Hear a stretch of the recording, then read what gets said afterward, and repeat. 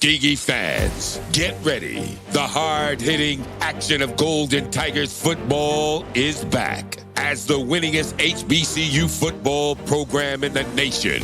All eyes are on the Golden Tigers in the 2024 football season with over a nation-leading 714 wins, 12 HBCU national championships, and 28 SIAC titles. The Golden Tigers are set to add another trophy to the crowded Tuskegee mantle with a championship run this season. As they do so, the Golden Tigers Sports Network is ready to bring you all the action from the gridiron, from every play to every touchdown. GTSN will be there with all of the excitement of Tuskegee football, and our coverage begins right now. Let's go inside the stadium. Here with the call, GTSN's Charles Ward and Mark Lassiter.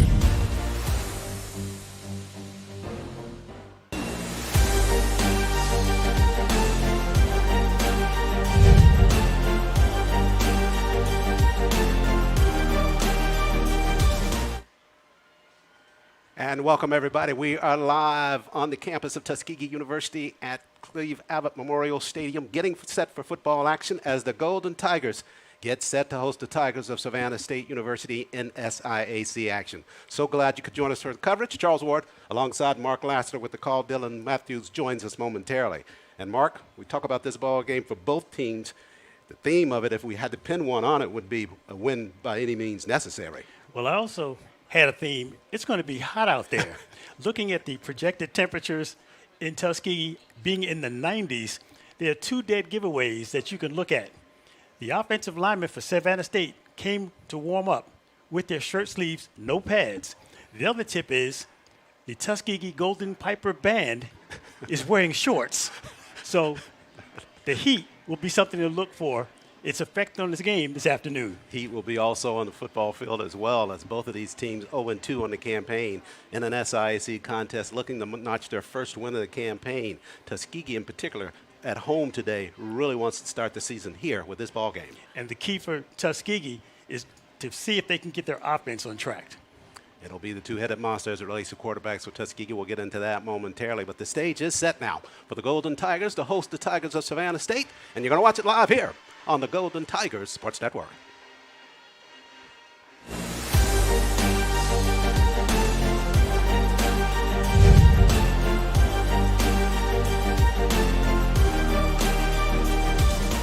Broadcast coverage of Tuskegee Athletics on the Golden Tigers Sports Network is brought to you by Alabama Department of Public Health. Healthy people, healthy communities, healthy Alabama. Booster Digital Displays, dedicated to providing high-quality, affordable LED displays with exceptional service.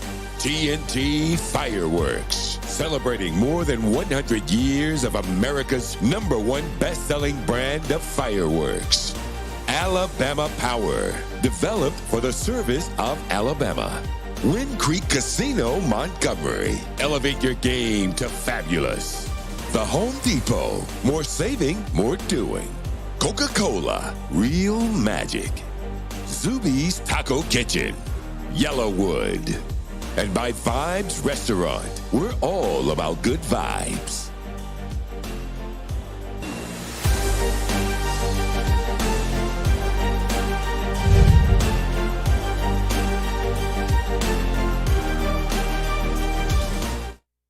Hi, I'm Aaron James, head coach at the Tuskegee University. Thank you for listening to the Golden Tiger Sports Network. Go TU. Charles and Mike, thank you so much. Happy to be here. It is a beautiful day for football. One thing I will say that we will have to watch throughout the game, it is very hot down here on the field. Tuskegee does have beautiful turf, but that does contribute to the heat. You do have some fans that are being deported out here. I was hearing from coaches on both sides of the field telling the players to continually hydrate. We saw players out early stretching out, but I do want to say this as well. There is a confidence, there is an aura from this Tuskegee team right now. Early on when I was watching pregame warm-ups, they looked very confident, very loose, and even though the season hasn't necessarily started off the way they wanted it to, they feel very good about being in front of the home fans. today. And looking over behind me at the shed, you might have heard them quoting Gorilla earlier, so they're hyped up. The band is getting the student section hyped up as well, so they're ready to go in the shed. They're ready to see some good football, and hopefully the Golden Tigers can get themselves a win today. But very hot down here on the field. Conditions we will have to look out for throughout the entire game. Charles and Mark, back to you. Thank you, Dylan. We'll be coming back to you throughout this football game for your insights down at field level. 90 degrees the temperature as this ball game gets started. Winds, if any, less than 5 miles per hour. Puffy popcorn clouds along the horizon here in Tuskegee, Alabama. And the stage is set for this artificial turf to take a beating this afternoon, with both of these teams running to try to get their first win of the campaign. And Tuskegee, with the loss to Grambling 2 weeks ago, had the bye week coming into this contest, so we'll see if they are arrested. We know there weren't very many injuries in that ball game, so they should be fresh, save the hot weather this afternoon, Mark. Well, one of the keys to this game, Charles, is going to be who stole the Savannah State University offense. They had 23 first-half yards and only 2 first downs last week. Both teams are searching for solutions to improve their offensive performance after 2 consecutive losses. I wouldn't be surprised if Savannah State decided to put the ball in the air early. Well, they had some success at the latter part of the Grambling ball game, over 200-something yards in the air for the quarterback crew for Tuskegee. Keys to the game, sponsored by Wind Creek Casino, Montgomery. And as you talk about additional, the quarterback situation for Tuskegee is certainly going to be a part of what the equation is for them. But we know that defense is always a calling card for Tuskegee. And that's a great point. The second point on this keys to the game is Tuskegee's creative package of linebacker blitzes and coverages. They're going to need to bring defensive pressure up front. My prediction, Charles, Tuskegee, if they want to win this game, they've got to get 2 turnovers from their defense. Players to watch on defense will be Charles Davis, linebacker, and linebacker Anthony Scott. Golden Tigers of Tuskegee, as we take a look at these key players in this ball game. We referenced the 2 quarterbacks for Tuskegee as it relates to Raekwon Bill and Christopher Robertson. We'll see last weekend, a surprise, Robertson got to start over Bill. We'll see how they fare with that this afternoon. Bill is 6'5", 225. He's not known as the passing quarterback, but he is very strong. Watching him here on the drop back against Grambling, had some bright moments. Robertson is 6 foot 175. He's more known as the darting quarterback, better known for his running ability. They have very similar skill sets. The key to both quarterbacks for Tuskegee is to cut turnovers, at least keep those turnovers to a minimum. You talk about Robertson last weekend, 193 yards, 13 of 28 passing, but the key note for that contest against Grambling, he threw the 2 picks. Exactly. And the same 2 picks were thrown by quarterback Jaden Adams of Savannah State last week. He was 8 of 21 for 73 yards, but they allowed 4 sacks, and they had 2 interceptions. Tuskegee defensively, led by Michael King, the junior, preseason SIAC Defensive Player of the Year. They have been shying away from King in terms of running to his side of the field, and even on the pass routes going to the other side, just not to have him get into a mix. You know, you talk about players that play bigger than their statistics. When I looked at the rundown of the Tuskegee roster, Michael King is only 5'10", 175, but he plays much larger. He is a very efficient tackler on the corner, player to watch. Indeed, he is. A lot of people are watching him. He's actually on the Deacon Jones Trophy watch list for this year and on the Elite 100 watch list as well. So people are watching Michael King, and the opposition, they're running away from him. They do not like to go to his side. Well, we won't shy away from football action here at Abbott Stadium. We'll take a break here and come back with more on the pregame show. The Booster Digital Displays pregame show. We're live from Tuskegee, Alabama. More after the timeout. Hey, are you fixing the power? Yep, I'm gonna get the lights back on. Yeah, my power went out and I have to start level 14 all over again in our game. Yeah, why didn't mine go out? Well, we have this technology that can stop an outage in its tracks. Why? So less people will be affected during the outage. Why? So you can make the level 15? Come on, Brian. Let's go to your house and keep playing. Good luck, guys.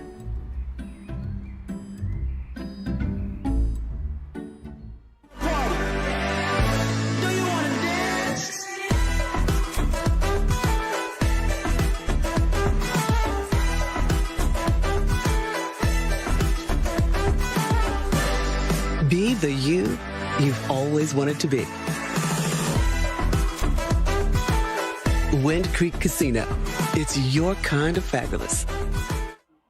Hi, I'm Lily Lanier, the class of 1971, Tuskegee University, and this is the Golden Tiger Sports Network.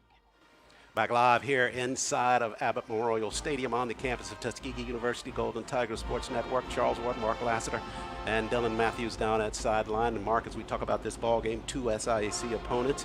The history of the series between these teams goes back a very long way. 1934 is the first time they met each other in football action. Tuskegee with a 15-6 lead in the series overall. And right now, Tuskegee riding on a 5-game win streak against the Tigers of Savannah State. So if you looked at it on paper, it looks like things favor Tuskegee coming in. Tuskegee also on a home win streak on opening day. They've won 12 consecutive games, so they'd like to make it 13 this afternoon. They'll meet the Tigers of Savannah State. Last time they lost to the Tigers of Savannah State was back in 1996. 20-12 score there in that ball game, and that was 28 years ago. So Tuskegee has handled the Tigers of Savannah State, who you'll remember jumped up to the MEAC for several years before coming back to the SIAC, and it was a welcome punch in the arm for the conference to have them join back. And cannot stress enough, the way the Tuskegee defense played at Grambling is going to be a key. If they can pick up on the momentum and the aggressive strategy that they had in the second half and attach that to the first half of this game, they should be in decent shape. Aaron James in his second year as the head coach of the Golden Tigers of Tuskegee. He will go up against Aaron Kelton, the head coach of the Tigers of Savannah State. Mark, I think this is going to be the first time we've had a football game where both head coaches had Aaron as a first name. I love it. Coach Kelton in his third campaign at Savannah State. His first year there, took over a program that when he got there in that first year led him to a 5-5 campaign, a spot of inspiration for Savannah, feeling like they were headed in the right direction. But last year they had that 2-8 mark, so they're looking to rebuild. Down at field level, Dylan Matthews stands by. Dylan. Charles and Mark back here down on the field. Game getting ready to get going, and again, you can feel the energy in the air down here on the field, and really it's going to be a very exciting matchup here today. Two teams that, again, looking to kind of get off to a better start than they have throughout the rest of this season. And again, with it being a home opener, Tuskegee has coming out. They're coming out with all the energy, pulling out all the stops. Obviously, we talked about earlier the shed and what's going on down there with the student section, and we're going to have a whole bunch of special guests here today. And I was talking to the band director just a little while ago, and they said they might have some new stops for us as far as the band goes. So we might hear some new songs, some new jingles, some of your favorite tunes out there. So be ready for that. But it is going to be an exciting atmosphere here today at Abbott Stadium, and excited to bring it to you the whole rest of the way on this game. And with that, I'm sending it back to you guys. Thank you, Dylan. We got our shoes off up here in the booth, so if any good music starts up, we're ready. Well, a great man might call this the Golden Tiger time of day. Uh-huh.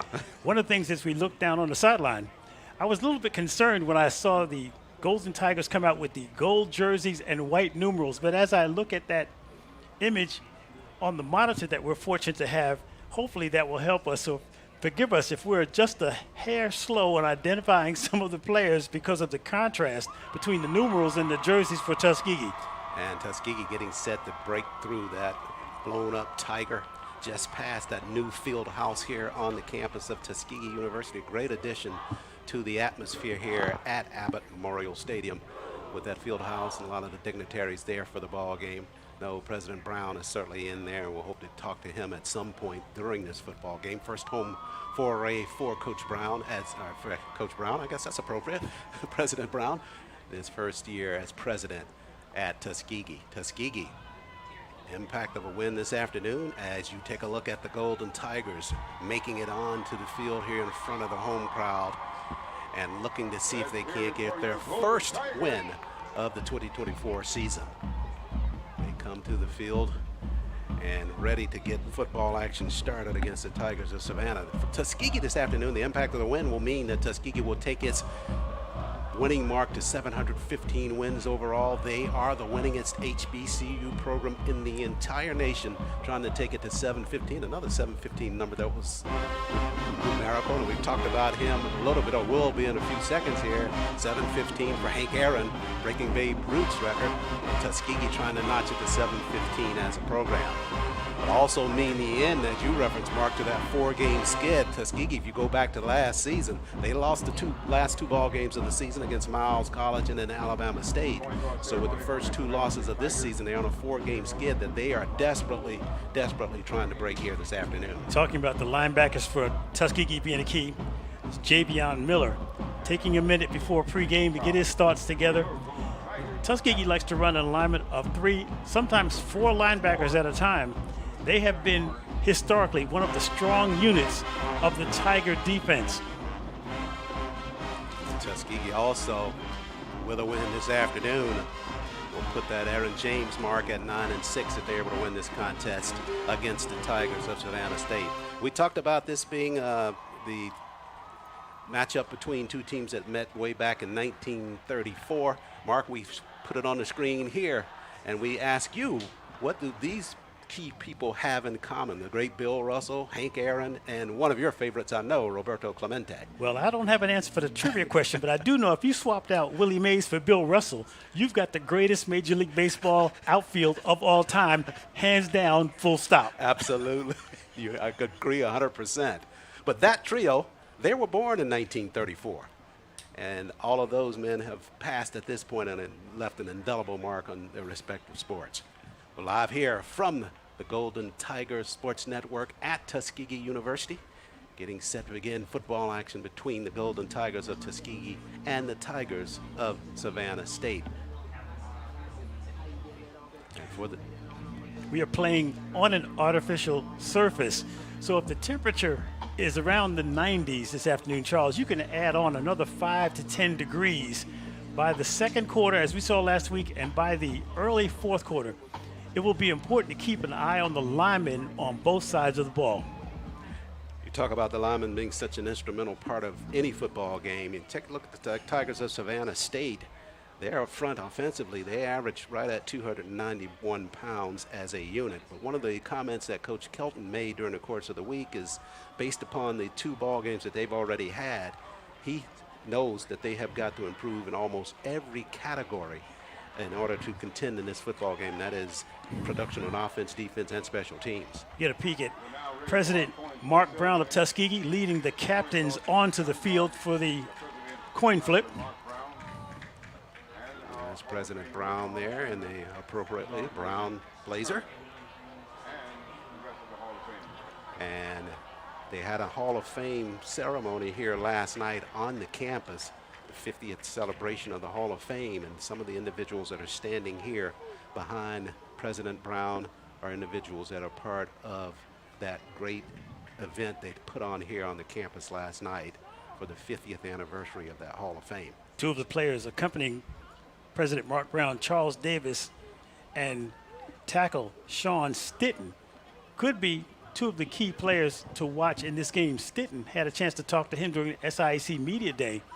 Stitton has been working on his technique and footwork, probably has an opportunity at his size to be considered for the next level. Stitton is 6'5", 360 pounds, offensive lineman. Toss is being conducted at midfield. And as we were talking just a moment ago with Tigers of Savannah State, let's listen in to get the call. Here with us, we have the honorary captain, Ms. Turner, and the president, Mr. Brown. I'm going to have Mr. Brown, the president, present you with the coin. Thank you. Here's the coin. That's the head side. That's the tail side. Savannah State. Charles, Mark, I got Coach here with me. Coach, thank you so much for the time here right before kickoff. First and foremost, home opener. I know the vibes are going to be amazing. The shed has already turned out beautifully. What is the one key to getting a win tonight here at the home opener? We just got to eliminate the turnovers and just come out and execute. That's it. Just play good ball. That's it. Coach, thank you so much. Good luck. Yep. Thank you, Dylan. Charles, back to you guys. Thank you, Dylan. Thank you, head coach Aaron James, always so kind to join us right before the ball game. He definitely knows, when you talk to him in the coaches show on Monday night from Bob's Restaurant, he knows how important this football game is for Tuskegee. And he mentioned turnovers. He would like nothing better than to have his defense pick up a couple of turnovers of their own. Sure.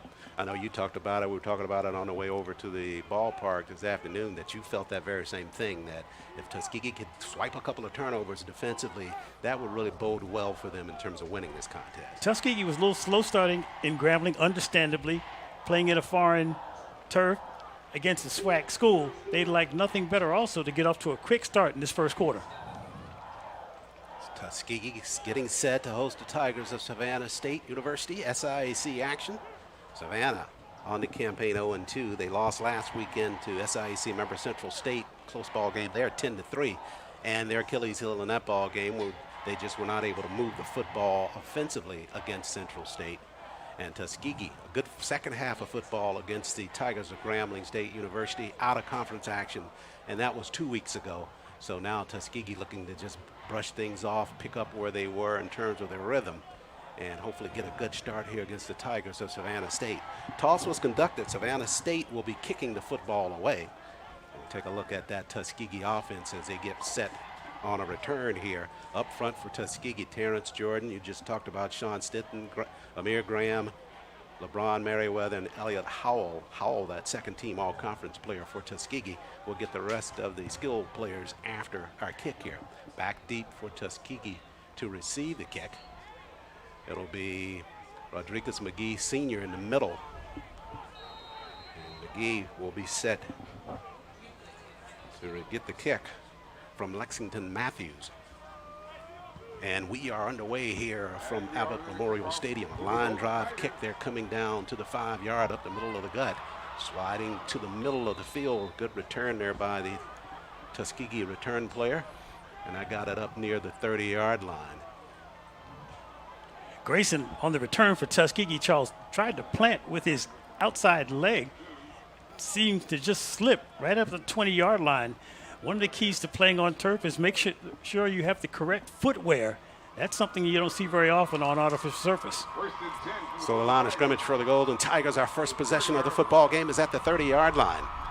Going at quarterback for the Tigers this afternoon is Raquan Bill getting the start. Robertson started last weekend, but Bill getting the call here in the home opener. 7 of 9 last weekend from the air for the Golden Tigers, 77 yards. First play from scrimmage, and it starts with a whistle and a flag.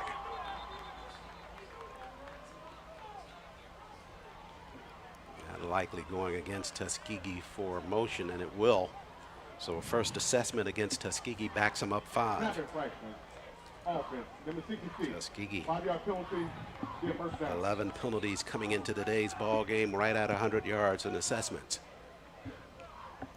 So you wanted a clean start, so we don't get that. We'll see what they do on this 1st and 15 now from the 25.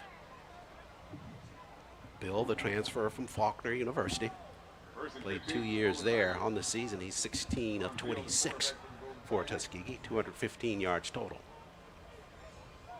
Bill with the snap. Ball fake out in the flats. They get it to the tight end. That's Gilbert with it. He turns to the outside, but wrapped up immediately by that Tiger defense. Keon Bryant for Savannah State is lined up very tight. Came in from a safety position at the snap. They started with 3 linebackers, but with Bryant coming close, they gave this 3-4 look, which is going to be interesting for Tuskegee to compete. Gilbert with that grab, but only a yard pickup on the play. That's his first reception of the 2024 season. Bill spreads a 4-5-man slot to his right side, throwing it back there to Morris, trying to find some space at the sideline, and runs out of bounds there. Not a big gainer on that play. They stacked 5 receivers at the bottom of the screen that time, Mark, and it's got it right there to Johnny running behind those 4 blockers. Very conservative strategy, even in the passing game for Tuskegee. Short throws for Bill, trying to get him loose, get him confident in this offense. 3rd down now for Tuskegee, 3rd and 13. Football on the 27-yard line.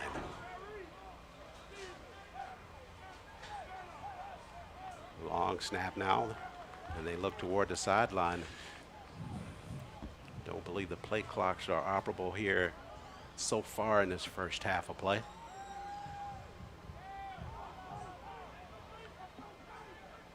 .13:30 remains. First period just underway. No score. Golden Tigers of Tuskegee and the Tigers of Savannah State. Snap to Bill.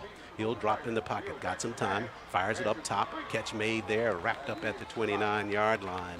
Well short of the first down marker. Bruce Maddox with the tackle, defensive back for Savannah State. Excellent technique. Tuskegee goes 3 and out on their first drive.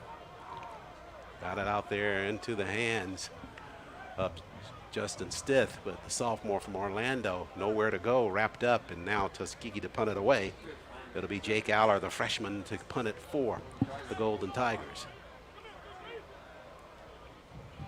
Aller on the season, averaging 33 yards per punt. Struggled in that first ball game, but came on against Grambling. Snap, they're coming at it, and Jake trying to turn it over. This one will bounce forward as it hits near the 37, and Tuskegee fills it at the 30. So that first assessment against the Golden Tigers did not aid in that first drive. Now they'll turn it over to the Tigers of Savannah State, and the Tigers of Savannah State led by second-team all-conference quarterback Jadon Adams, the senior. Adams on the season 15 of 37, threw the 2 interceptions last weekend against Southern University. Only at 41% completion. And again, last weekend, 8 of 21 with the 2 picks. He leads their offense. Sir Marcus Poole, the second-team all-conference running back, will join him in the backfield. This Savannah State team placed 8 players on the preseason SIAC roster. And on the ground, they keep it.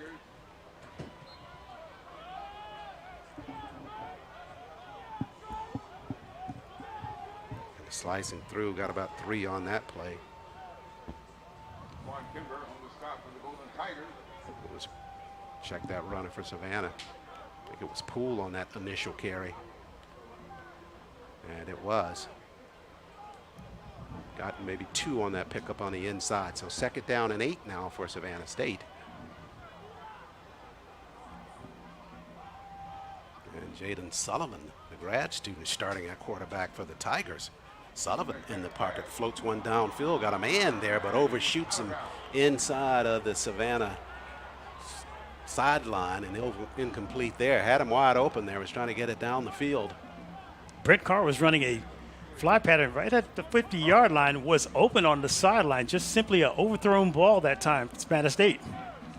So they'll quickly face a 3rd down situation.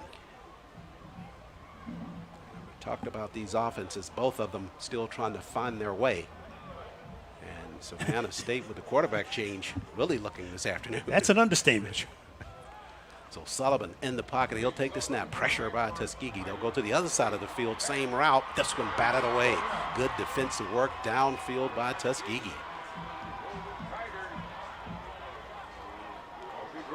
Deep downfield, that's Rossi Grimes for Tuskegee. He's one of the players to watch. Defensive back, 6'2", 180. Made an excellent break on this ball. It was in the air, turns, finds the ball, spots it, knocks it away. Sullivan trying to push that one down the field, but it's like he ran out of arm on that one.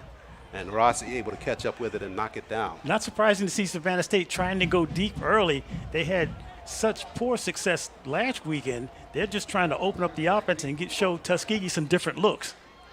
So the Tigers of Savannah State now set to punt the football away. It'll be Braylon Fowler to do that. Tuskegee was coming for a good punt there by Fowler, though. That one will bounce at the 20.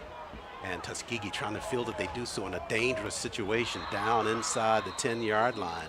It was Stith watching that football as it bounced toward him near the 10-yard hash mark. And he decided to try to pick it up, knew that if he did not pick it up, it would roll right closer to the end zone, and Savannah was right on top of it. They would have fielded it closer inside of the 5 and worse field position for Tuskegee. Also, Michael McGuire had a bit of a break on the punt block attempt, just took a poor angle. Instead of cutting across the angle in front of the punter's leg, he was going straight at the punter. At the last minute, he decided to veer away, but he actually had an excellent opportunity to block that punt. Got right in there on it. Tuskegee's blocked one already this season. And they'll be pinned now. They'll go to that Wildcat set now. with Bill lining up on the outside. On the ground, they'll run it. Got it to the inside. Stiff with the football. Expect a hold. You saw the flag coming in right at the 10-yard line.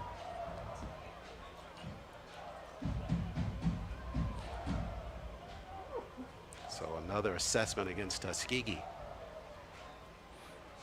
And it was Spivey, Ronaldo Spivey on the carry for Tuskegee on the inside, but this one is going to be nullified.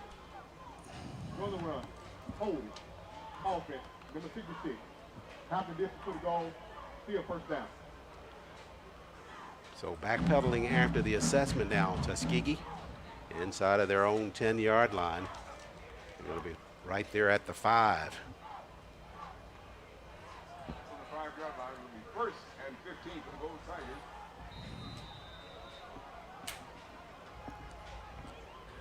So here we go now. Bill going to line up at shotgun formation for Tuskegee.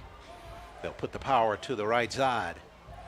On the ground, they keep it and banged initially, and springing off that one block was Mars, but he's wrapped up there near the 6-yard line for the Golden Tigers. That play designed to go on the inside, of nothing there. Johnny trying to bump it to the outside and got pulled down near the 6. And Morris for Tuskegee, Uchenna Morris, linebacker, shot the gap, got in just about at the handoff, and Tuskegee was fortunate. That couldn't have been closer to being a safety than it was. Instead, for Tuskegee, that'll bring up second down and about 14. So Bill lines up in the pistol, splits either side. 5 up front for the Tigers of Savannah. And here's the snap, the right one. Quick ball fake, looking upfield, shoots it across the middle, catch and stride there. Up the field, that's Bill. With that football, it's Brigman. Brigman down the right side for Tuskegee. One man to beat for the end zone. Slides to the inside. Brigman on his feet. Finally pulled down near the 2. What a catch and run by Brigman. Tremendous play by Brigman. The only player stopping him was Uchenna Nuoa, who took a angle at the 10-yard line on the cutback and made a touchdown-saving tackle. But as it stands, Tuskegee with its biggest play of the year so far. That one started at the 6. The route across the middle. Brigman caught it in stride. Good pass by Bill. And Golden Tigers inside the red zone. And you just mentioned the magic word, Charles, catching it in stride as he's cutting across to the middle of the field. First and goal to go. On the ground. Sliding through. Got inside. Touchdown, Golden Tigers. They strike first on the inside on just a straight ahead run. So the Golden Tigers strike first. They're going to mark him short, it appears. Yeah. Can you believe that? Yeah, looked like he broke the plane on that one. Had an initial call from the line judge coming saying it was over. Instead, it's second and goal now for Tuskegee. And Tuskegee trying to run in some heavier players on the inside. Johnny Morris will join Bill in the backfield. But also back there with the lead is Desi Morgan Jr. So second and goal to go now. Snap to Bill. On the ground, Morris hops in the air. This time he's over for the touchdown. Said one way I'll beat this, I'll go over the top, right? And he got it in for Tuskegee. Morris over left tackle. Tuskegee scores early, and that's exactly what they wanted, Charles, to get a lead in this ball game. 8 minutes, 40 seconds remains in this first quarter, and Tuskegee with the touchdown run by Morris. And now, reliable Larkin Ryans on to try the point after. Whistles as they get set to kick it. Larkin on the season for Tuskegee, 3 of 4 in point after attempts. 2 of 4 field goal kicking for Larkin Ryans, returning starter from a year ago. Had a chance to meet his parents here yesterday at the Tuskegee campus. Hope to get a shot at them at some point during this ball game. This one going against the Tigers of Savannah State. That's their first of the ball game.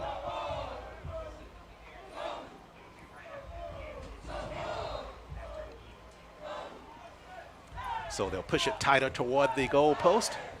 And Larkin now to try to point after for Tuskegee.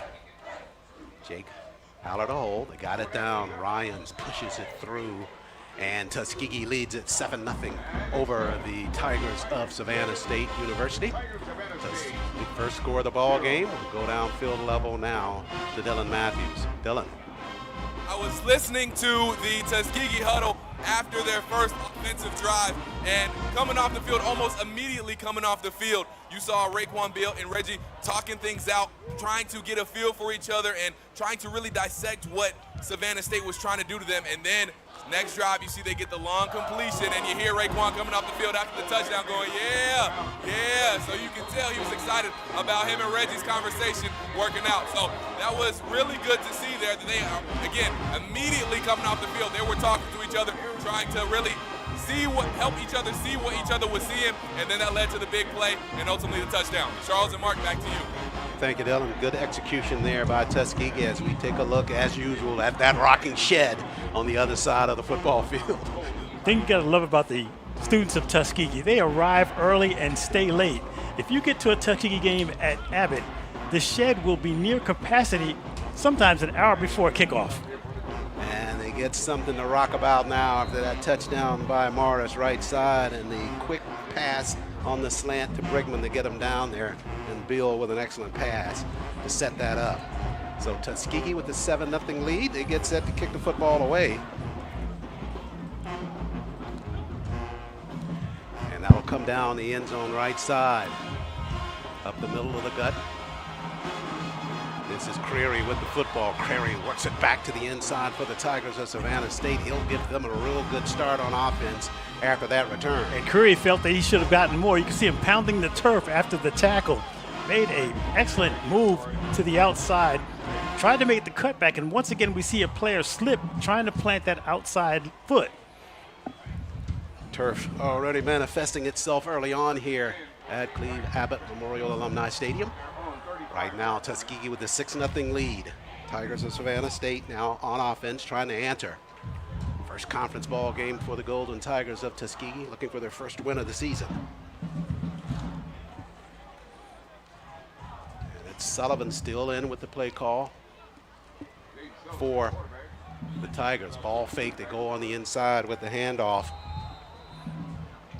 And they're working right side. Not much movement over there. Tuskegee standing stiff on that left side of the defense. We talked about the Tuskegee defense against Grambling, Charles. They'd like nothing more to get that second 3 and out. They played exceptionally well against a SWAC school. They're trying to continue that against Savannah State. Messiah Wells, Terrence Mays, Gerald Colbreth, and Anthony Scott up front for the Golden Tigers in the trenches.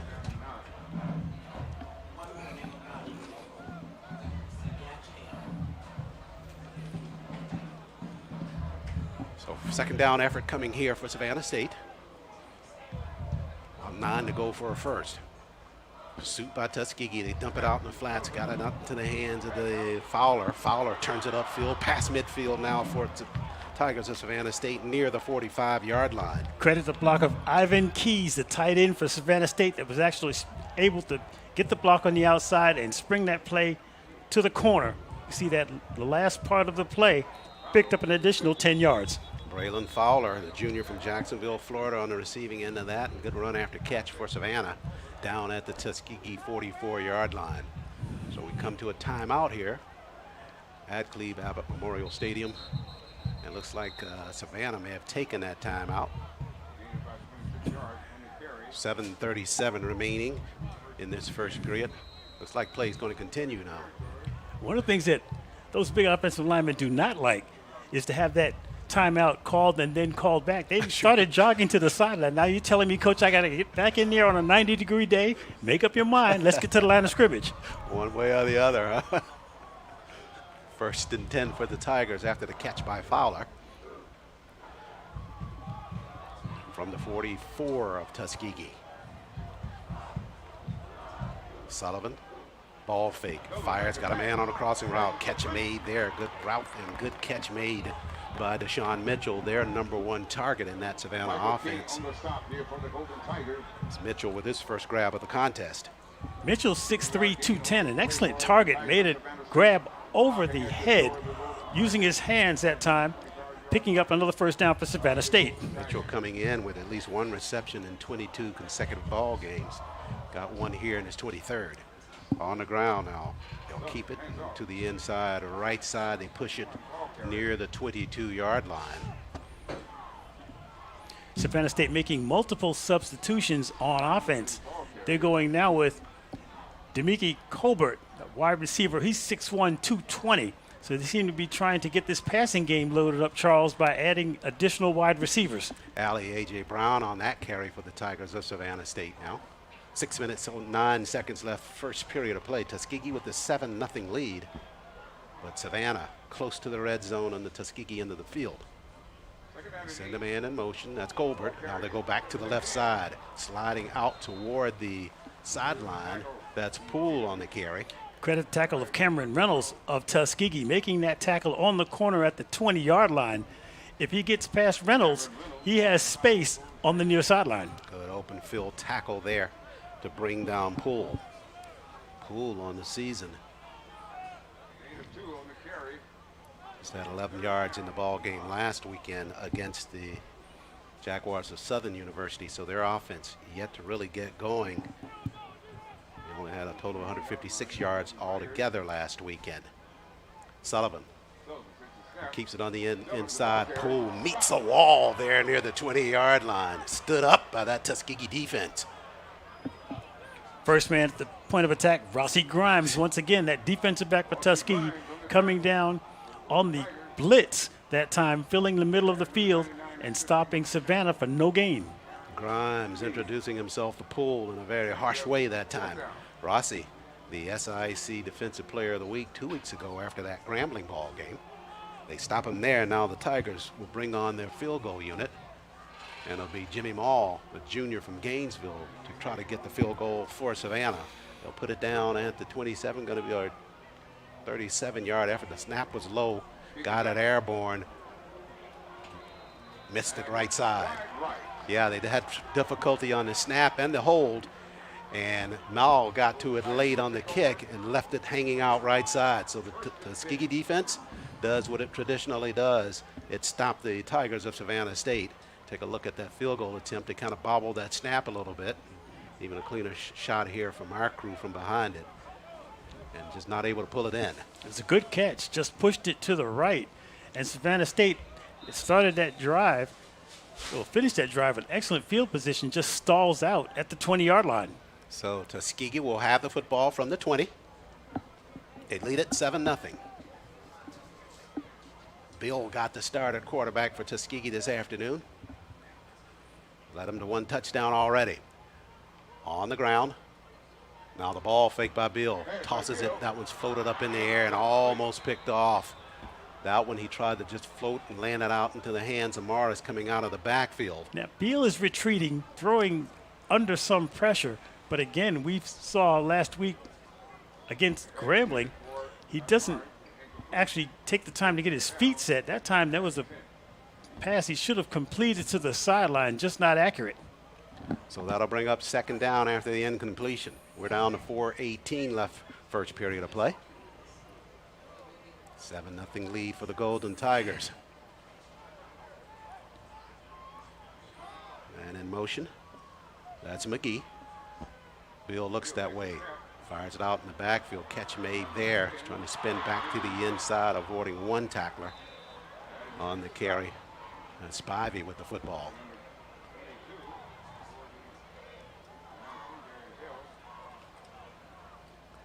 So Tuskegee trying to mix it up a little bit on the short passes. So take a look at this one.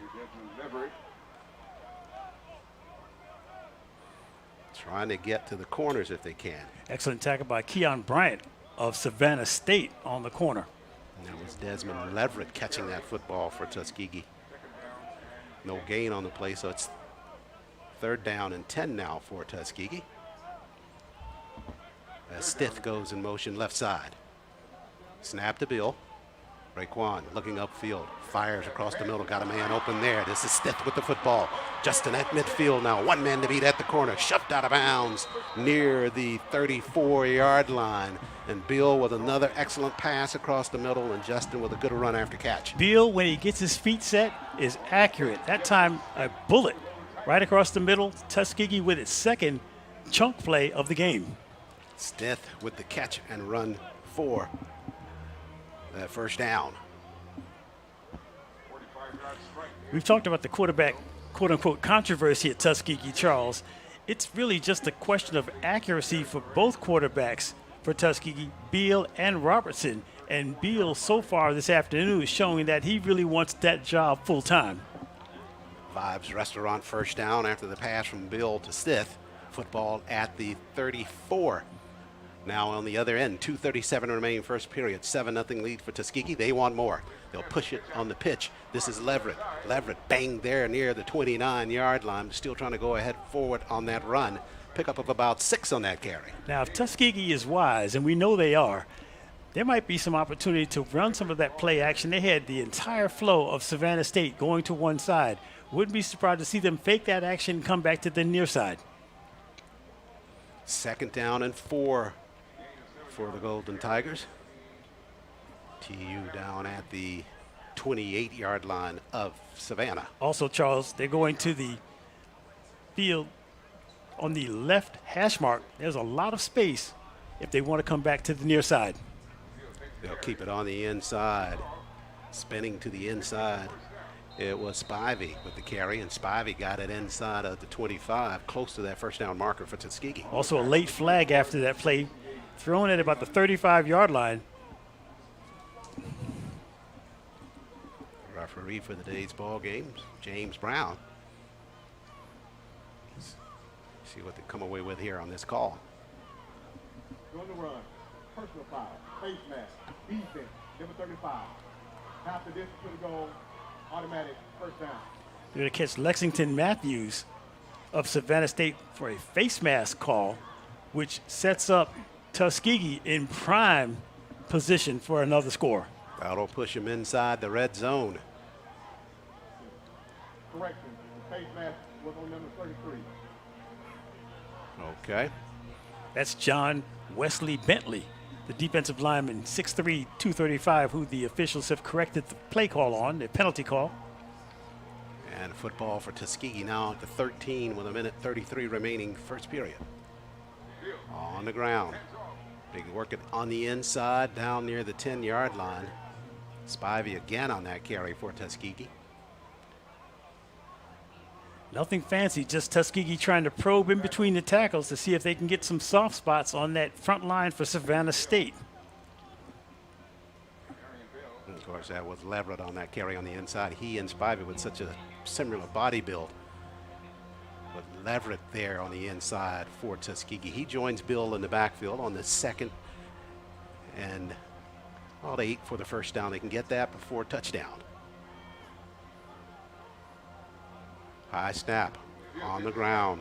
They get it to Leverett again, this time met behind the line of scrimmage and pulled down. That's Darian Bell, linebacker for Savannah State, 6'2", 230. Bell took an excellent angle that time right at the hash mark and closed that play down. Yeah, I got a sense that that play would work toward the sideline, but that step-in defense for Savannah able to close it off before Leverett's able to get outside of the tackle. So 3rd down coming here now for Tuskegee. Rare huddle by them late in this first period of play. I don't know if they'll get this play off before we head into the 2nd quarter. Bill lines up.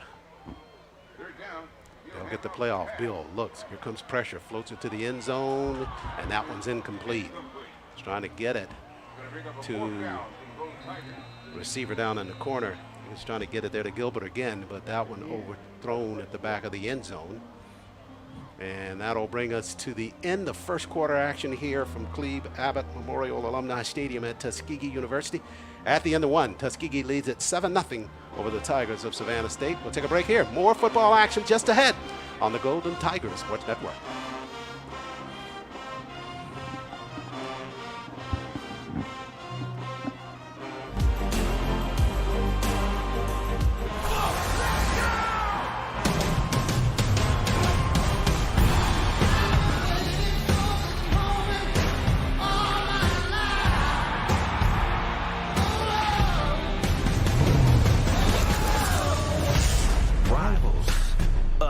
Them survival. We must win. It's tribal. My team like Ken, by any means necessary. One head to head with adversaries. Nothing is given, so we gotta take. Hi, I'm Billy Knight, former general manager of the Atlanta Hawks, and this is the Golden Tigers Sports Network.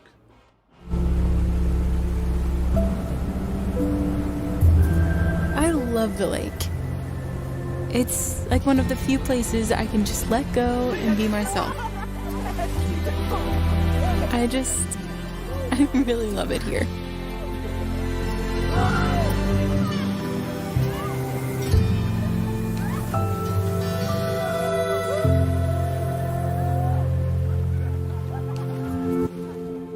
Golden Tiger Sports, Golden Tiger Network, Dylan Matthews here, and Charles and Mark. I was here in the Savannah State bench, and defensive back Leak Booker was talking about trying to jump every route that Raquan Bill was talking to throw. So be on the lookout for that here on these next couple of offensive drives. The defensive backs are trying to be very aggressive here on passing plays. Back to you guys. Thank you, Dylan. 29 yard effort field goal by Larkin Ryans, and Larkin knocks it through for Tuskegee after the drive stalls inside the red zone, but Larkin able to push that one through for his third field goal of the season and extend the Tuskegee lead now to 10-0 over the Tigers of Savannah State. Tuskegee's got to be feeling very good about themselves, Charles. This is a team that has struggled on offense so far in 2024. To pick up a 10-point lead early in the second quarter, it allows their defense to play more aggressively. Ryans with that field goal extends that Tuskegee lead. Opening home game of the season for the Golden Tigers of Tuskegee. On the road next weekend down in Jacksonville against the Tigers of Edward Waters, as this 2024 season starts to unfold as it relates to conference play. I tried to watch a bit of that Edward Waters Benedict game this week that was on Thursday night, and one day people will learn that Thursday night is really not a part of the culture because they had to use a lot of low angles to shoot that game. Sure, yeah. You may be able to see that at some other schools, but for HBCUs, that's not a night that the attendance is going to be where you would normally expect it on a weekend football game. Also, I don't want to jump ahead to next week, Charles. Tuskegee's coaches got to be salivating when they look at the game film from that game like this past Thursday. They'll turn this one over on the kick. Up the gut on the return now for the Tigers of Savannah State. They'll get it up near the 44-yard line. That return by Creary. And Creary with another good return for the Tigers of Savannah. Really gives them good field position. He's one of those players that can flip the field for you just on his legs. Well, it's interesting that Savannah State has 2 5s listed. They have DeAndre Creary and Randy Scott, who's a wide receiver. So we'll sort that out. This is the time of year where you have these extra players on the roster. Whoever that was between the two, excellent stride and a great run back on the kickoff. I'll put it up as a reference near, they'll put it at the 42 actually is where they'll start the offense. Sullivan fires, got a man on a crossing route. Catch made at midfield, sliding out of bounds. And near the Tuskegee bench, it was Deshaun Mitchell. Deshaun Mitchell is a load. He runs more like a tight end at 6'3", 215. He's going to be a handful for those Tuskegee defensive backs to cover and pull down. As you take a look at that play from behind the secondary of Tuskegee, crossing route by Mitchell. Sullivan found him in stride. Wouldn't be surprised to see a late hit on the sideline after that play. That was very close to the sidelines. The result of the play is a first down. After the play, unsportsmanlike conduct, offense, number 17, 15-yard penalty. It will still be first down and 10. So as it stands, Mitchell took offense to that hit on the sideline, may have retaliated, and Savannah State loses 15 yards. Yeah, they picked up a first down though. So one of the rare occasions where you pick up the first down, the play stood, and the act infraction coming after that play. So Savannah not doing itself any favors on that particular possession. They'll start this first down effort from their own 38-yard line. If coaches stress anything, Charles, as you know, it's discipline. You may have felt that you were victim of a penalty. You cannot respond.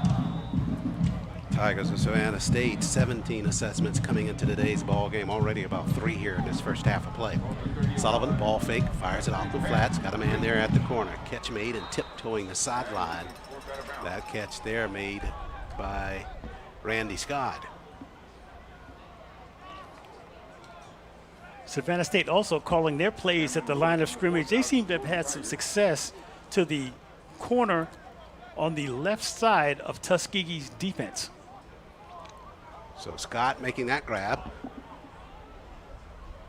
And bring up second down now for Savannah. We're under 14 left in this first half of play. On the ground, left side, not much going that way. Tuskegee read that well with an easy stop at the line of scrimmage.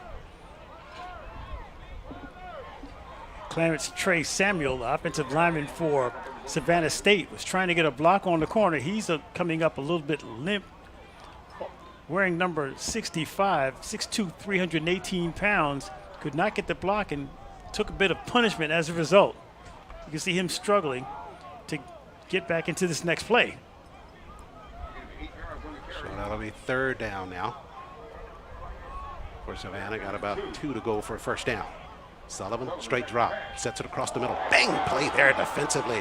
Popped out of there. They were trying to get it at the sky on a little post route, stand up, turn route, and he got wrecked. There's that man again, Rossi Grimes, who has had 3 excellent tackles. That time, timing was perfect. Savannah will turn it over on downs, but Grimes has been player of the game so far. Indeed, take a look at that, the replay. Reed was well, jumped right on that, right into the back of Scott, and popped that football free. He was the defensive player of the week a couple weeks ago, and he's carrying over here into Cleve Abbott Stadium this afternoon. Grimes is also one of those emotional leaders. It's not just he's making the tackles, he's getting up and giving you a little bit of demonstration after the tackle. Grimes, a sophomore from Stockbridge, Georgia. Tigers to punt the football away. One bounces near the 20. Another situation where they're going to be forced to field it right there near the 5-yard line. So Tuskegee really without not a choice but to do that. Seems like it's a dangerous play as Smith was able to get it and got tackled immediately. But they know, they are aware that that football is rolling forward. They see the pursuit of the offensive team coming down to cover that punt. They know that if they don't cover it right there, it's going to get closer to the end zone, and Savannah's going to have a chance to squash it there. When Stiff was fielding that punt, his body was turned in a bit of an awkward position. He slipped as he was trying to turn. Savannah State's defense now will be interested to see how aggressive they play it on this next series. Tuskegee with a 10-0 lead. They have pressed that secondary a couple of times against Savannah State, had success. Bill quickly, they go on the ground, they try to slice it back to the inside. Not a lot of space in there though. Savannah playing the gaps tight on the inside. Savannah State's linebackers, Charles, are lined up within 3 yards of the line of scrimmage. They're absolutely daring Tuskegee to throw beyond them. That carry was Chase Sellers, a name we have not called all season long, but Sellers with his first carry from scrimmage. The junior from Lawrenceville, Georgia. Didn't get much space there. Robertson was in on the previous play as quarterback. Now Bill is back in handling the snap. Go on the ground again, trying to spring it. This time Sellers got some room on the outside, up past the 10, near the 12-yard line. About the same play as before, just a better result. Better result. Tuskegee got much better blocking on that left side. Stitton clearing the way. So that'll make it third down and a full 3 here for Tuskegee. Big play for them here if they can keep this football. Excellent point. 11:56 clock running here inside Abbott Memorial Stadium. 10-0 lead for Tuskegee. Ball fake across the middle. That one lofted too high and incomplete.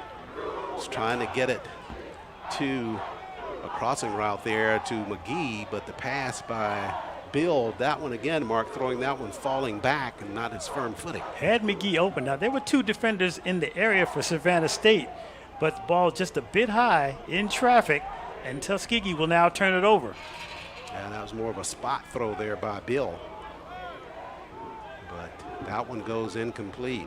Treshawn Dawkins of Savannah State thought that he was in a place to make a play on that ball. You could see him jumping up and down after that play. He got a hand on it. So Tuskegee now will punt the football away, and as you referenced, out of the end zone. They're coming at it. And this is Ryans with the punt, backpedaling, bouncing and hitting the intended receiver. He picks it up near the 30-yard line, slides it toward the right side, and put down hard near the 47-yard line. On that return for the Tigers of Savannah State, that was either Carr, the wide out, or Kirk Smith. You referenced the two numbers here. It's difficult to tell on special teams which was back for that return. I'm going to go with Brent Carr because he's the wide receiver. Defensive backs are not known for having good hands, so let's just go ahead and call 5 Brent Carr. Well, if you look at that replay, we didn't see much hands on that one. Well, he did fumble it around a little bit. He was fortunate that last hop came up to him where his shoulder level. He was able to tuck it away and run with it. Nice call on that because it could have gone either way on that. He just got lucky to pull it in. Tigers will have the football. They bring Poole in motion. They'll hand it off to him left side. Bang! Behind the line of scrimmage. How about that open field tackle there by Tuskegee? Poole was trying to probe the far sideline, but Elias Jones of Tuskegee was closing like a bullet. Actually threw him for a 2-yard loss on that last play. Made a tremendous play tracking down the line of scrimmage and making an accurate tackle. And helping Wells on that play was Rossi Grimes coming up and close that deal off. Lost a yard on the play. 2nd down and 11 now for Savannah. 10:57 left first half of play. Charles Ward, Mark Lassiter here with the call. Dylan Matthews down at sideline. Slots either side for Sullivan. Here's the snap. Fires left side. Got a man at the corner slipping after the catch. And out of bounds is Curry Wallace, a junior from Springfield, Georgia. Charles, now you know it's early. I'm just going to go ahead and give a gold star to the Golden Tigers defense so far this afternoon. They've done an excellent job of pursuing, picking up on where they left off against Grambling. You've seen some very clean tackling. Well, as we get closer to naming the Alabama Power TU Player of the Day, we'll certainly keep that defense overall in mind. They did a great job, as you referenced, at the end of that Grambling ball game in the second half, and that defense has really found its footing here early on. Sullivan going to roll right side now, fires upfield, got a man squaring at the 30-yard line. Catch made there and still angling it toward the sideline, and they're trying to strip it away. Not able to do it. That'll be a touchdown for the Tigers of Savannah State. And it's Deshaun Mitchell, the wide receiver, that excellent run after the catch to give the Tigers of Savannah State its first score of the ball game. So just when I'm giving the Tuskegee defense props, Savannah State comes back with a crossing pattern to the near sideline and scores 6. Mitchell on the end of that reception. Just watch his work after he catches it. Nobody within 5 yards at the point of the catch, but he just fought off a couple of receivers there in Tuskegee, trying to do what they can to rip it free, but Mitchell just too strong. You reference that good body strength of his, and he's able to take it in for the touchdown. So Maul now on to try the point after Savannah able to convert on the touchdown. They got a timeout taken by Coach Kelton and the Tigers of Savannah State. Yeah, that route by Mitchell just so strong there, Mark, that there was nobody within the frame of once he caught that football. They just found a good spot in that defense of Tuskegee and able to sit down there and got a reception. Also, the players for Tuskegee, the last player that had a shot at him, Noah Holton, they were going for the ball as opposed to trying to go for the tackle. There were 3 players that had a shot at the receiver. Savannah State now is in position to make this a 3-point ball game. Mitchell, 6'3", 200 pounds, second team All-SIAC for the Tigers of Savannah State. You referenced that he is such a body in terms of the specimen there that Tuskegee just going for the top half. You're not going to be able to pull him down that way. So he scores on the touchdown pass. That's his first touchdown reception of the season for Savannah. So Jimmy Maul on now to try the point after for Savannah to make it 10-7. 9:53 left first half of play. Watching live on the Golden Tiger Sports Network.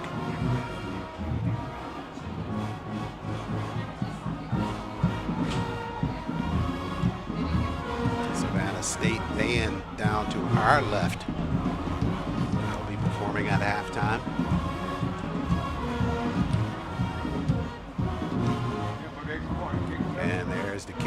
by Maul, and he misses that one left side. Good pursuit by Tuskegee, and a flag coming in at the back of that point after attempt. One Tiger for Savannah State getting up slow after the contact on the inside. Kevin Stokes Jr. is really struggling coming to the sideline for Savannah State. You see the officials huddling up to sort this one off. The point after attempt. Yeah, they huddle around referee James Brown near the 5-yard line, right in the middle of the football field. If it's against Savannah, it'll go assessment on the kickoff, but they may have a chance to come back here and try that point after attempt again, depending on what the men and women in stripes do at the 5.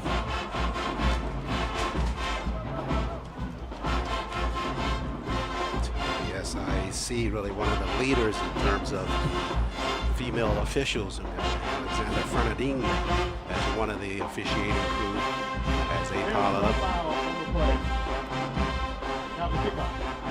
So they gather and confirm and agree that there was no assessment on that attempt.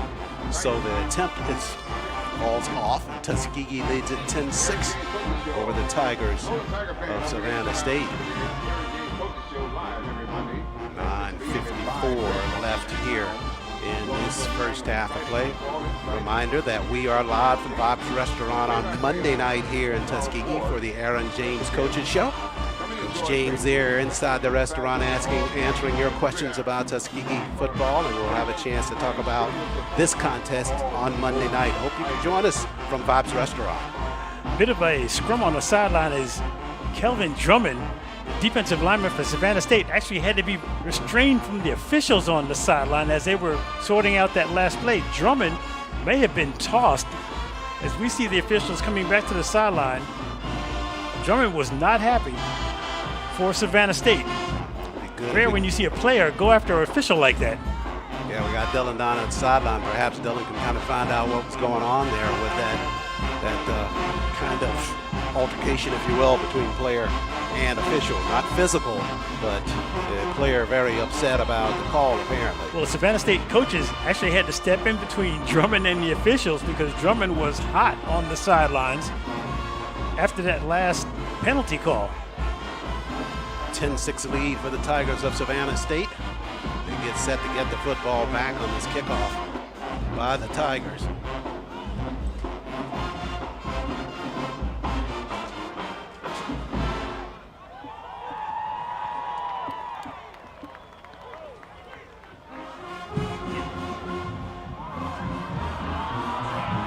Tigers getting to kick it off. Tuskegee going to try to answer that offensively. And Tuskegee will have something to answer for as the Savannah State band cranks up Ball and Parlay on the near sideline, getting a rise from the shed. McGee stands deep. He's joined back there at the 10-yard line. Spivey joining him out there, and so to his right it'll be Beckford out there as well. Those are the trio for the return for Tuskegee.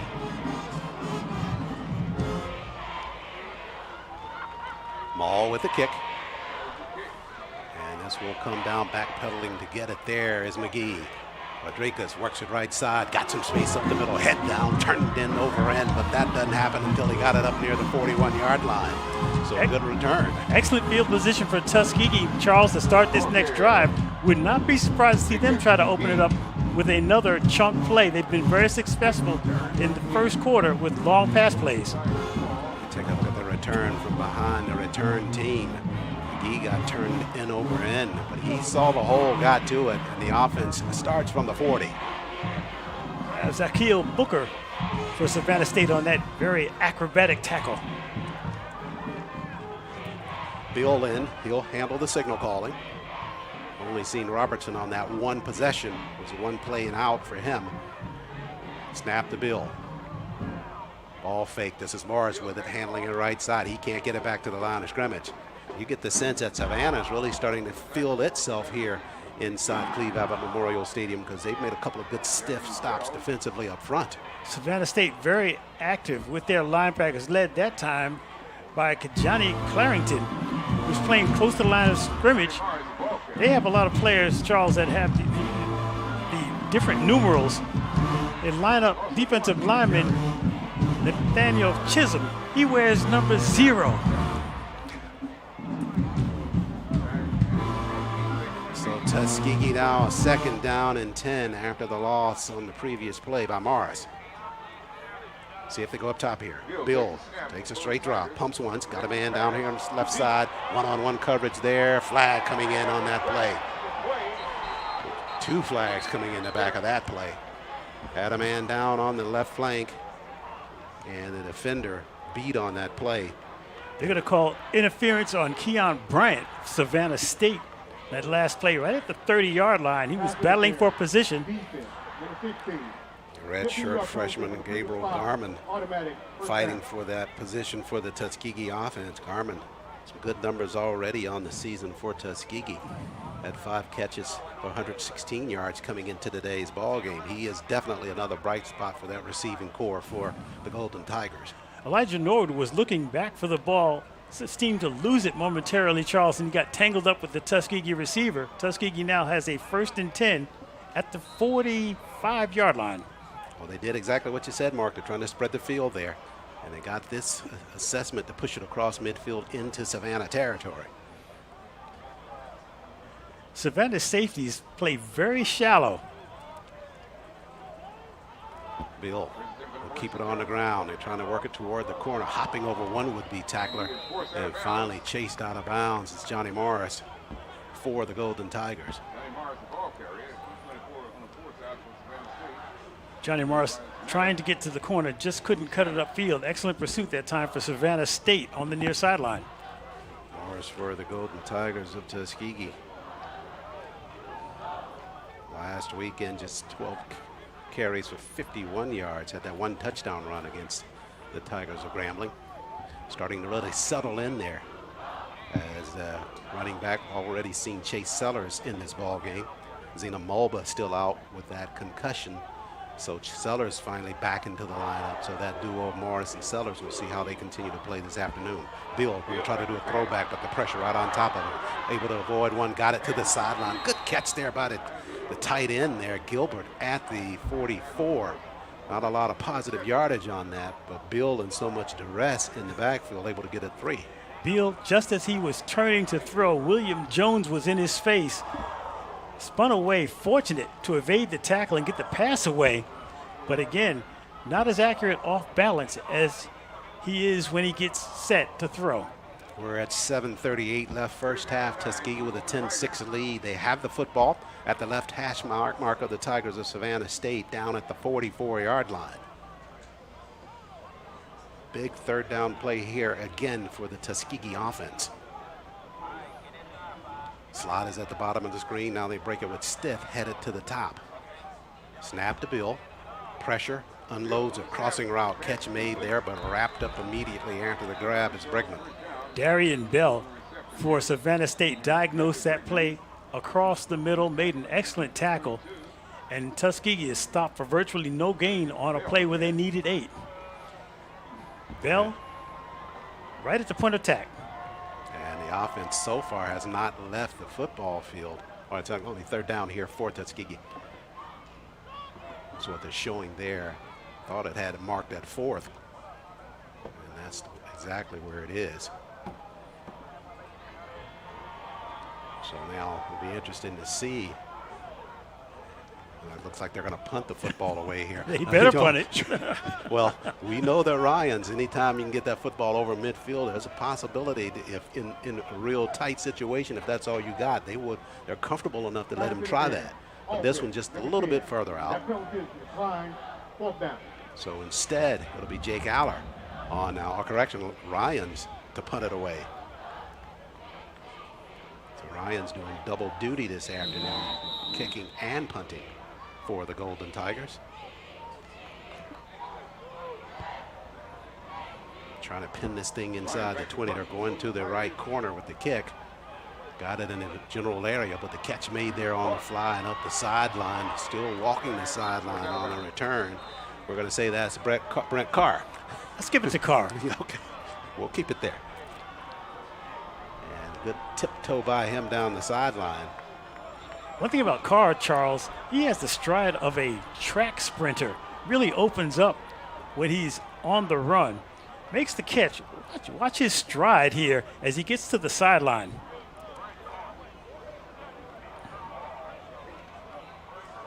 Just seems to be one of those players that's aware of the spacing on the football field and getting as much as you can out of every opportunity there. He just worked the sideline extremely well.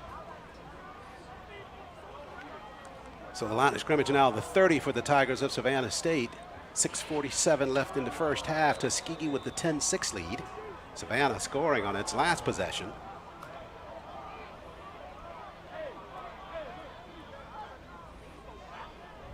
Snap to Sullivan. On the ground, they'll keep it straight ahead, spinning past the first wave of the defense. That's A.J. Brown for the Tigers of Savannah. A.J. Brown's listed at 5'7", 180, but they're running him inside like a power back. That's how he makes this. Takes contact, keeps balance, spins, and picks up additional yardage.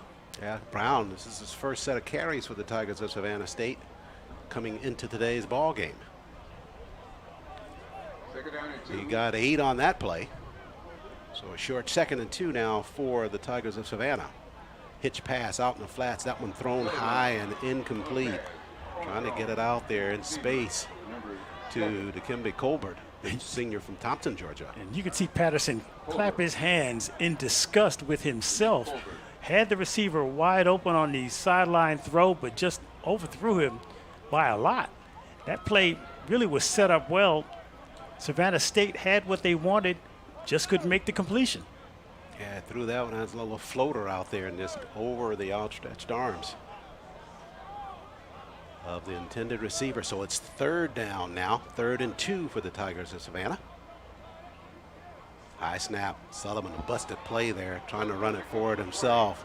The pack kind of pushes, and now the defensive pack pushes back.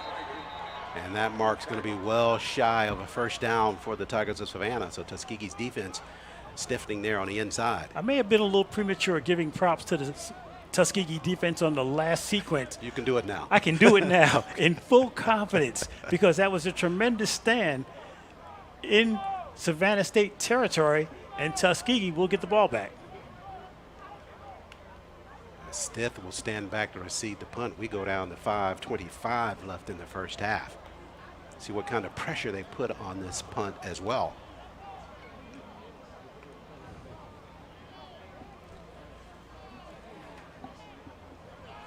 Tuskegee 10-6 lead. So what was my prediction on the score as we were driving down this morning? Did I say 17, 14? 14 somewhere, yeah. Stith slides to his left, watches it bounce. This one back upfield this time on the roll. So Tuskegee will have a better field position after this punt by the Tigers of Savannah. Tuskegee with the 10-6 lead. First conference ball game of the season for the Golden Tigers. Savannah losing last weekend to the Marauders of Central State. So they'll have a football. Bill back out there to call the signals.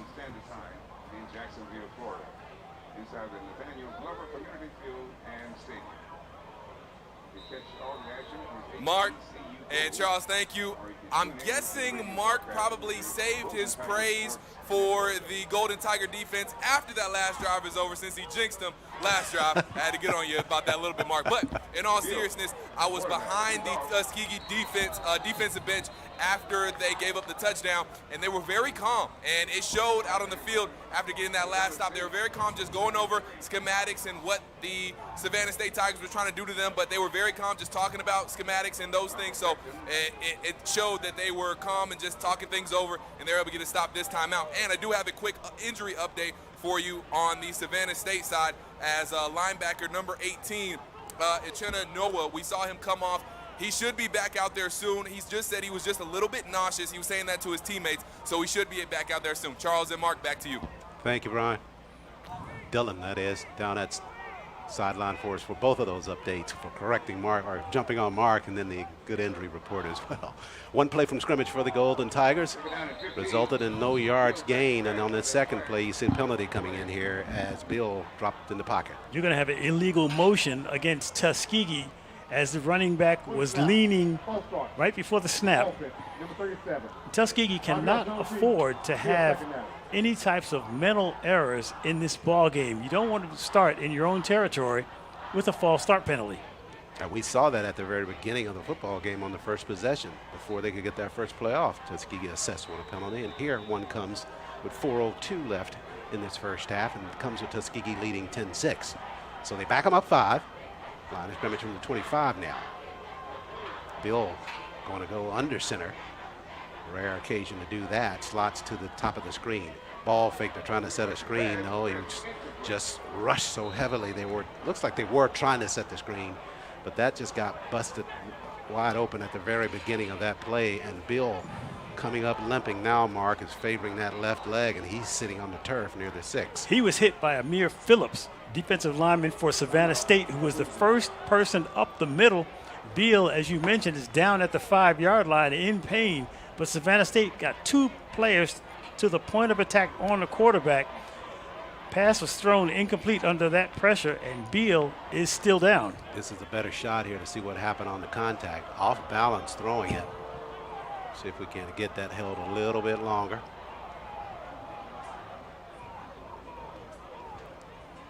And he is down near the 6.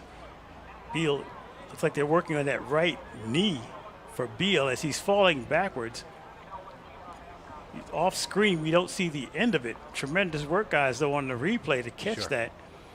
The idea now is to see what condition Beal is in, and if he is able to continue. He's going to the sideline with a serious limp.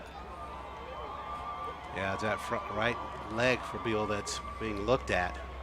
So that means now that Christopher Robertson will come in for Tuskegee to handle the signals.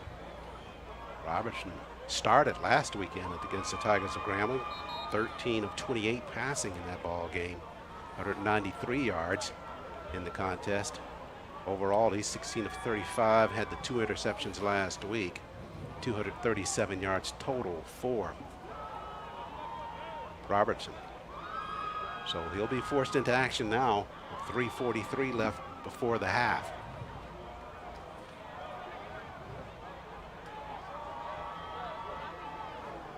Splits either side. And slots either side. And here comes the 3rd down play here for Tuskegee. Robertson in the pocket. Here comes the pressure. He feels it. Now steps up, fires across the middle, threw it underneath and incomplete. Had a receiver there near the 47-yard line. Just not able to pull it in. Amir Phillips for Savannah State has been quite a disruptor. He's 6'2", 220. That time, Phillips was in on the quarterback before he was able to get his feet set to make that throw. Ball was low, and now Tuskegee gives it up deep in their own territory. Yeah, Ryan's on the punt it away. He was trying to get it downfield to Jonathan Montreville, the senior from Miami, but that ball slightly underthrown. Catchable, though. But Tuskegee not able to convert, and they'll punt it away. Carr stands deep. They're coming at it. Ryans, fair catch called for by Carr. He'll squeeze it near the 37-yard line, and Savannah back with the football. 3:32 remaining. And Savannah now, Mark, you look up and see, you referenced that last touchdown that kind of got them right back into the ball game. They missed on the point after, but with 3:32 left in this first half, a sustained drive by Savannah, they could be looking at going into the locker room ahead. Well, Savannah State, as you mentioned, Charles, has tremendous field position on that last exchange. I'm also looking at their offensive lineman coming on the field, and Khalifa Sene, 6'4", 285. Now, we're again in 90-degree heat. The offensive linemen have to hold up if Savannah State has any thought of trying to complete a pass deep downfield. Sullivan lines up in the pistol. Slot is at the bottom of the screen. They'll flank Poole out. He'll look that off, goes back the other way. Catch made there, but right at the line of scrimmage, Tuskegee smack on top of that. The advantage for Tuskegee, Charles, is their pursuit and their energy. As they showed against Grambling, they played with a lot of passion in that last half of the game in Louisiana. They seem to be picking up the same momentum. Nice stop on the reception by Carr right at the line of scrimmage. Actually gave him a yard loss on the play. So second down. We're under 3 minutes remaining in this first half. Poole joins Sullivan in the backfield. Tuskegee 4 up front. Whistles at the line of scrimmage. Likely movement against Savannah.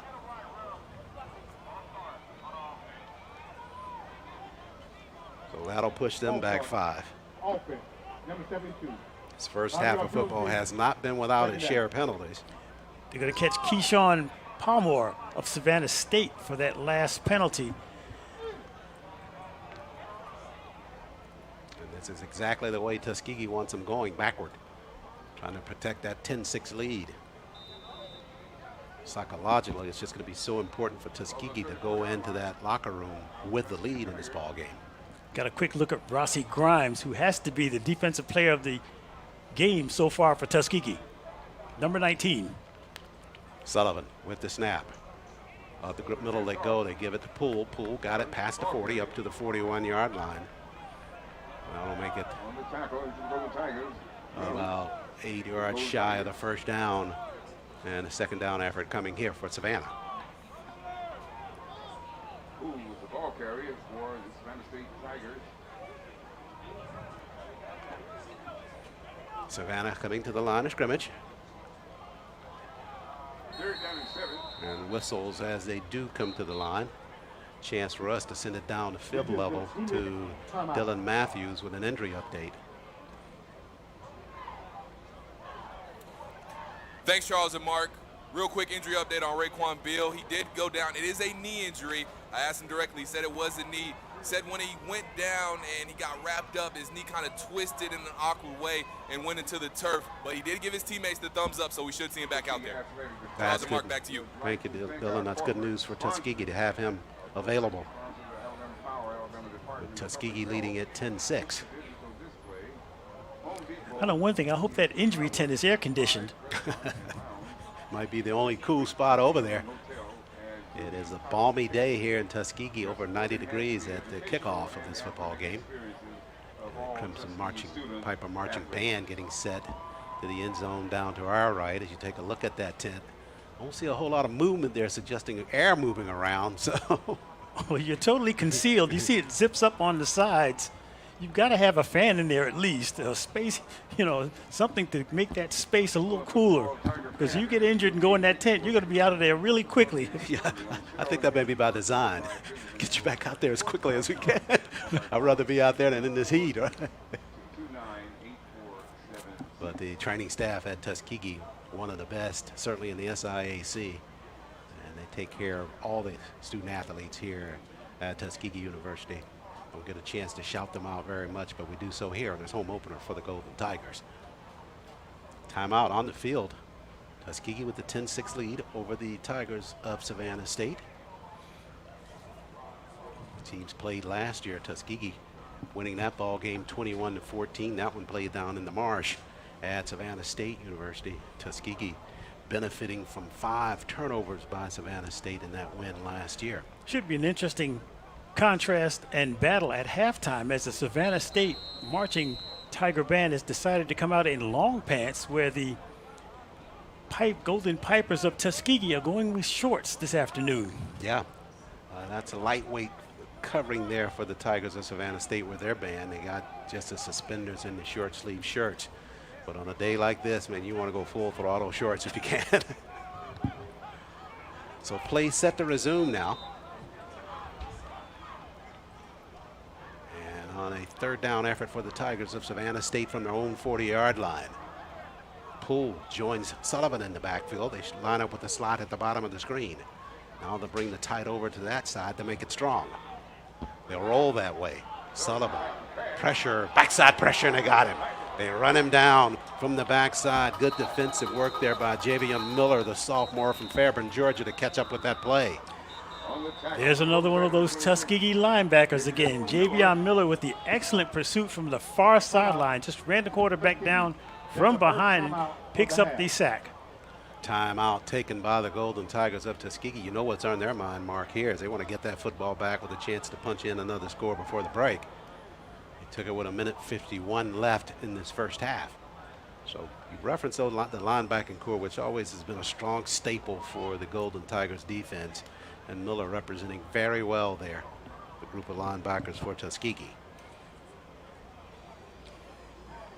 Name we haven't heard called Kaquan Kimber, who had an excellent game against Grambling. Surprised we haven't recognized him so far this afternoon. But as you mentioned, Tuskegee's linebackers have not just been excellent this year, but they've been excellent for about a decade in the SIAC. That is their strong position. Indeed. And a name we really haven't called much this year, and I think that's perhaps by design from the opposition, is Malik Moore, the first-team all-conference player at linebacker for the Golden Tigers. They're just trying to stingily keep that football away from his side of the field. So the Tigers now will punt it away. And Matthews set to do that. Lexington Matthews, the tallest player on the Savannah roster at 6'5". And he is 29th in the country in punting. Backpedaling over the shoulder catch there, right side. And it was Stith on the return. Did he call fair catch? Doesn't matter. We're going to have roughing the kicker against Tuskegee on the Savannah State punter. That hurts. They were coming at it, trying to get a block on it. Personal foul. Roughing the kicker. Defense, number 0. 15-yard penalty, previous spot, automatic first down. And that just kills the reason you took the time out to try to get the football back to the offense with enough time to score. Well, not just that, it flips the script, because now Savannah State is thinking score, where Tuskegee had plans of trying to mount another scoring drive. With this next drive starting close to midfield for Savannah State, they're in a prime position to open up that passing game. In this conversation we just had over the last few seconds, we referenced 3 things inside of that conversation based on the penalty. And what it really shows you is that there's really never any good news when you get a penalty on the football field. And this time it keeps the football into the hands of the Tigers of Savannah State with 1:43 left, first half of play. Tuskegee with a 10-6 lead. Sullivan, hard fake on the count there, almost got Tuskegee in the zone. Now they'll reset it.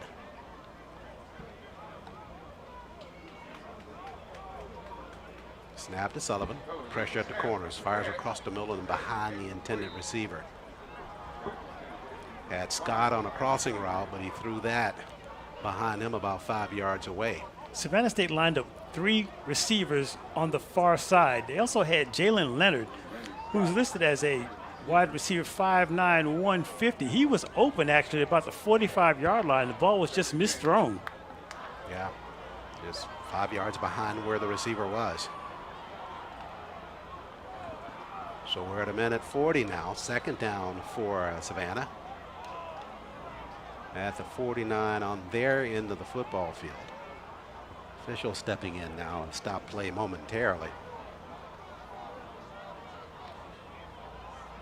Looks like number 36 for Tuskegee is going to the sideline at the last minute. Mason Hall, defensive end, 6'3", 295. Players, again, over 250 pounds. You got to keep an eye on them. So after that substitution, Savannah set the attack on the second down.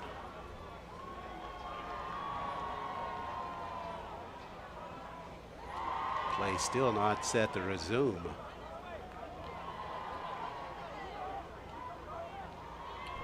Seems to be a bit of confusion as one of the officials comes to the near sideline to explain what just went on to the Savannah State coaching staff. The referee came to the sideline. Now he's going back to his position behind the quarterback.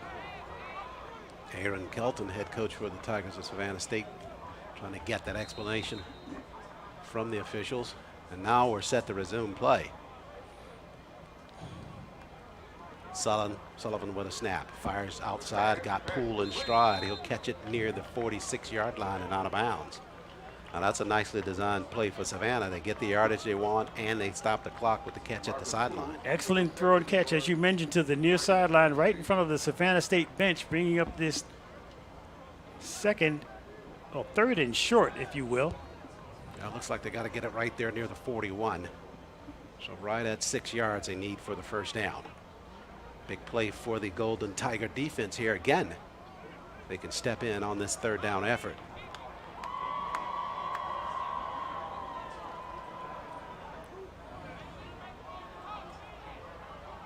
Christian Banks calling the signals now for the Tigers.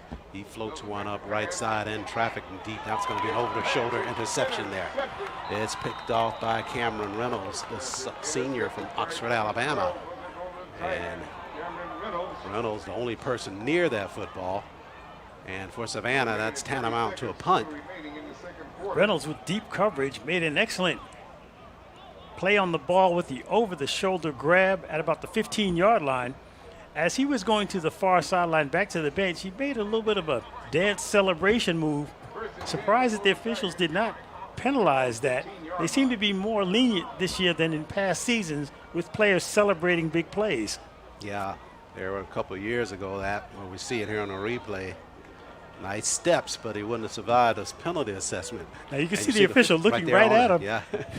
Last year, you could see that little bit of laundry on the field after that dance step. Pass batted and into the end zone, incomplete. Robertson trying to set a quick hit pass out in the right flats with Morris coming out of the backfield and blockers in front of him, but that one's batted at the line. He's fortunate that the tip play by Xavier Esquilin, the defensive lineman for Savannah State, was not more damaging deep in their own territory. Yeah, he batted that one. That one went straight up in the air. Unfortunately, comes down incomplete. A minute 25 left now.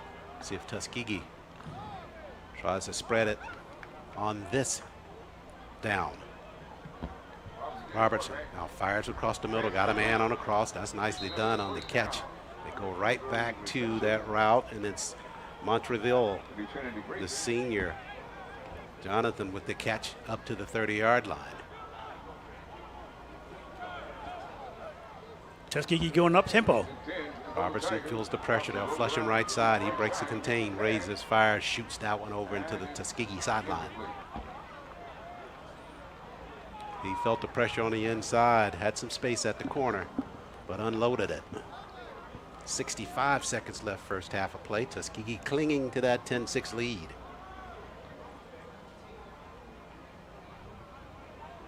I'm not one to second-guess coaches most of the time, but do you find it a little bit interesting that Tuskegee's being this aggressive deep in their own territory? Yeah, I'm surprised. I thought they would just kind of lay on and be comfortable with that 10-6 lead. They pick up the first down on the crossing route, and they're going up again. This one on a pitch pass there down the sideline, sidestepping one defender is Morris, but he stepped out of bounds. Tuskegee pulling a little bit of a hook and ladder play that time, a deliberate completion with the runner coming alongside the receiver. Yeah, nicely done. It just ran out of real estate on that side. Hook and ladder's old school. It is.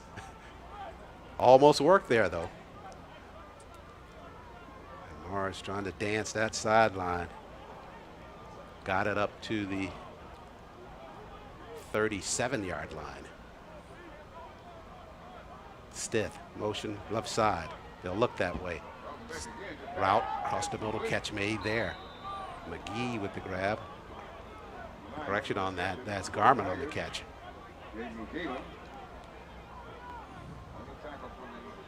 So Garmin with that grab. They'll move the chains with 51 seconds left. Robertson with some urgency. Pumps once, now going up top. Got a man. That's Garmin trying to beat the coverage down the sideline. Didn't get a flag called on that one. Referee on the near sideline ruled it an uncatchable ball. Right at about the 30-yard line. Tuskegee had what they wanted. Pass was just overthrown. I'm surprised to see we saw them do that early in this ballgame. It just ran it to the different side, or the other side of the field. Let's see if they do the same here. You're right, there was space there. Just needed a tighter pass. 3 receivers wide up top. Robertson looks that way. Lines up in shotgun with the snap. Looks up middle of the field, fires same route on this side of the field. Garmin stands alone over there with the catch. They decoyed with the trips at the top of the screen and went right back to Garmin on the left side.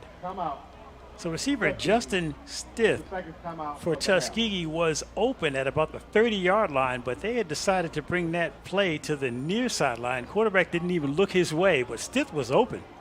Yeah, likely designed just on the decoy. And Robertson wanted to be sure they get that catch. They got it at the sideline to Garmin. Now what this does, Mark, is it plays right into the hands of Tuskegee. They take a timeout here, and they are already past midfield. Maybe 1-2 more catches, assuming they don't get into the end zone, and you're well within the field goal range for Larkin Ryans. So would you consider that Tuskegee has to get to approximately the 30-yard line to have an opportunity to attempt the field goal? Yeah, push come to shove, they can probably do 33, 34. But yeah, you get up there on that 30, that's definitely a lock distance there for Ryans. Okay, so you want to design probably 2 to 3 plays that can pick you up about 7 yards a clip. I'm no mathematician, and you know I hate math. But that's approximately what they have to do in the next 3 plays. I think your numbers are pretty good here. They'll line it up at the 46. Robertson joined in the backfield by Morris. 3 receivers, top of the screen. Now they break it with Stith in motion to the left. Here's the snap. They're going to get it to Morris out of the backfield. He was there open for a minute. Now Robertson trying to scramble for some space. He's got it right side. Good run there. Flag coming into the back of the play, though. Robertson turned over hard near the 35-yard line. Good scramble by him, but let's check the flag. You're going to catch either an illegal lineman downfield for Tuskegee or a bit of a hold on Tuskegee. Either way, it's not going to be good news. Coach Aaron James at the far side of the field, stepping out onto the field of play. As you see, Robertson, that flag coming right near the end of that run by him. And that's the reason C-Rob is so critical to that Tuskegee offense. Number 58. You call that just right, Mark. That's a hold up there. They caught Elliott Howell, the offensive lineman for Tuskegee, 6'3", 275, out of his technique. And where Tuskegee had a sizable gain on the previous play, taking them just about the field goal range, they're now forced, with only 27 seconds remaining in the half, to see if they can pick up another chunk play to get back into field goal range. Yeah, we're going to make you recalculate your math here to see how many plays you're going to have to get to the range again. They'll put the football down at the Tuskegee 44-yard line. Want to get it to the 30 on the other end. Stepping up in the pocket. They dump it out in the flats. Leverett with the football, looking for a block. Got one at the corner. They spring in there. Leverett down the sideline, inside of the 30-yard line, down to the 28. They got exactly what they wanted there, Mark. A big play. Excellent run by Leverett, making the reception and cutting it back upfield, picking up not only the first down, but putting Tuskegee, as you mentioned, back into field goal range. Leverett, after the pressure so heavy, and he works that sideline, almost stepped out there, but presence of mind to stay in the field of play and runs it inside the 30. And that's a big piece of news for the Golden Tiger offense. They got the first down. You can see Alik Booker of Savannah State looking back to his teammates to say, wait a minute, who was supposed to be covering that short zone? Because once the reception was made, it was smooth sailing down the sideline. And the thing we should note on that previous play, Mark, it was Malik Davis in at quarterback for Tuskegee. He felt the brunt of that pressure by the Golden Tigers and was able to unload it at the very last minute to get it in the hands of Leverett. And Desmond does it from there after Davis unloads. Block there, really more of a skill or a screen there, not more of a full-throated block, but enough to give Leverett some room at the sideline. Chunk plays have been the key for Tuskegee this afternoon. That is about the third or fourth chunk play we've seen for them. And I say chunk plays 15 yards plus. And this is a situation, they don't have any more timeouts. Tuskegee does not, so with 9.3 left, they did what they needed to do, got the football to the 30, inside of the 30, down at the 26. They'll put it down at the 34, make it a 44-yard effort for Ryans. He's hit from 47 already this season. Snap, clean, kick, Ryan's line drive, and he missed it left side. Didn't quite get the lift he wanted on that one, never really had a chance from the start. So the Tigers are able to hold. Tuskegee not able to get that football into the end zone either on the ground or through the air, and they continue to lead at 10-6 over the Tigers of Savannah State. Another score before the break would have been more comfortable for the Tigers, but the one thing that they definitely want to do is to go into that locker room with a lead. Well, they've got to feel good about themselves. Tuskegee having the lead at halftime, they've had sizable plays. They just haven't been able to have continuity and extend those plays or translate those into scoring drives. Tigers of Savannah State now, see if they're just going to sit up, line up in the kneel formation here just to get started, and they will. Looks like they're going to kind of clump it in there to run off these final 4.8 seconds. So they went with Ryans there, a chance for the field goal, not able to convert. And there, as the quarterback Burks takes a knee, that brings us to the end of first half action here from Cleve Abbott Memorial Alumni Stadium in Tuskegee University. Golden Tigers of Tuskegee leading it at the break 10-6 over the Tigers of Savannah State University. We'll take a break here. Much more to come your way at halftime here on the Golden Tigers Sports Network.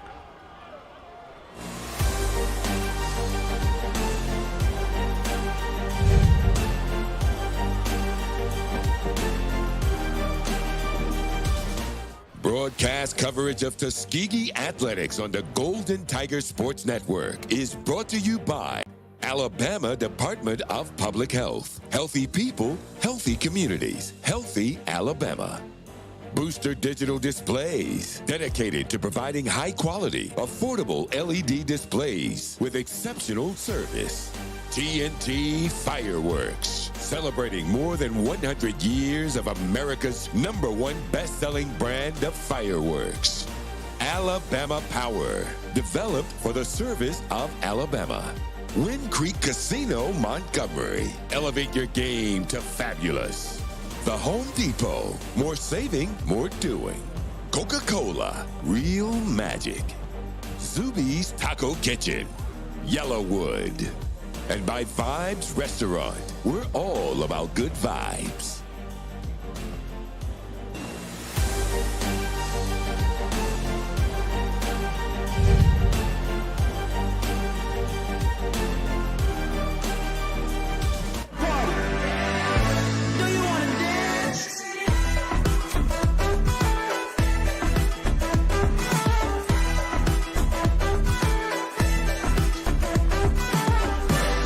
Be the you you've always wanted to be. Wind Creek Casino. It's your kind of fabulous.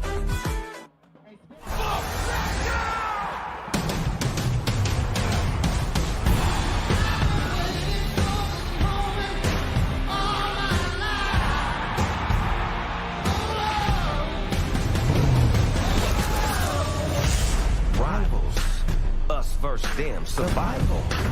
We must win, it's tribal. My team like Ken, by any means necessary. One head to head with adversaries.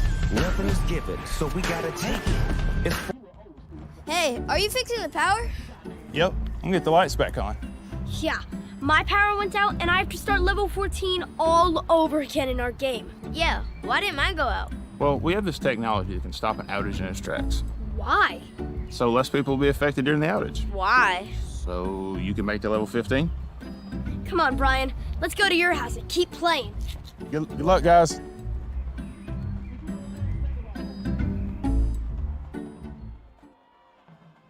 Hi, Tuskegee fans.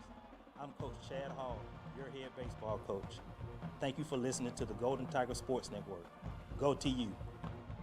That's right. We present to you a Whitney Houston special. Tuskegee, do you want to dance?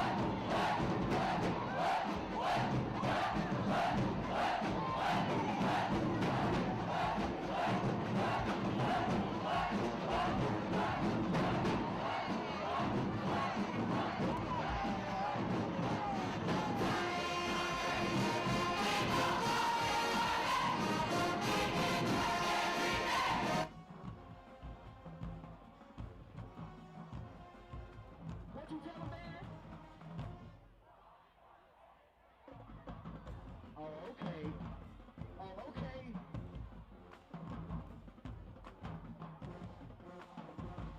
Show up, man.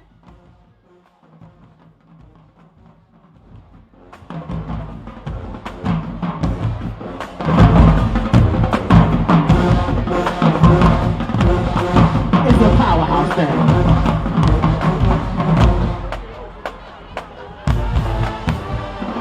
Welcome to our band faculty and staff. Under the direction of Dr. Gabriel Arnold, Assistant Band Director R.B. Simmons, Duty Coordinator Sakia McIntosh and Jeremy Clark, Percussion Instructors Deontay Hillman, and Media Director Denzel Roberts. We are the powerhouse of the South Marching Band, and I am your voice, Cavante Kelly. Again, I present to you the baddest band in the land, the powerhouse of the South.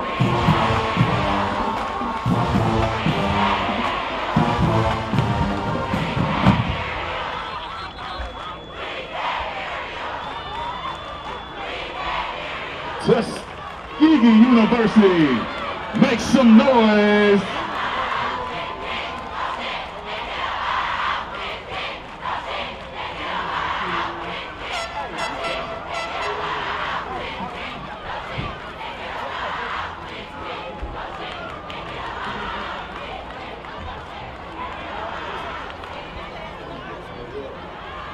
Tuskegee student section, let me hear you. T-U. T-U. T-U. Now that we got that established, if you're ready to witness a real marching band, let me hear you make some noise.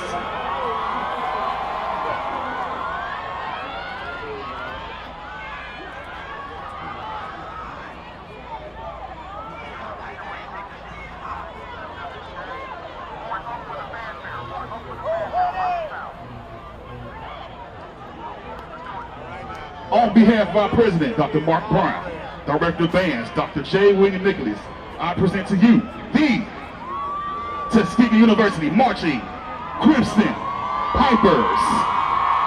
Introducing our drum majors, two of the coldest drum majors this side of the Mississippi. Christopher Barron and Emmanuel Lee, best known as Tonic. Tuskegee University, show them some love.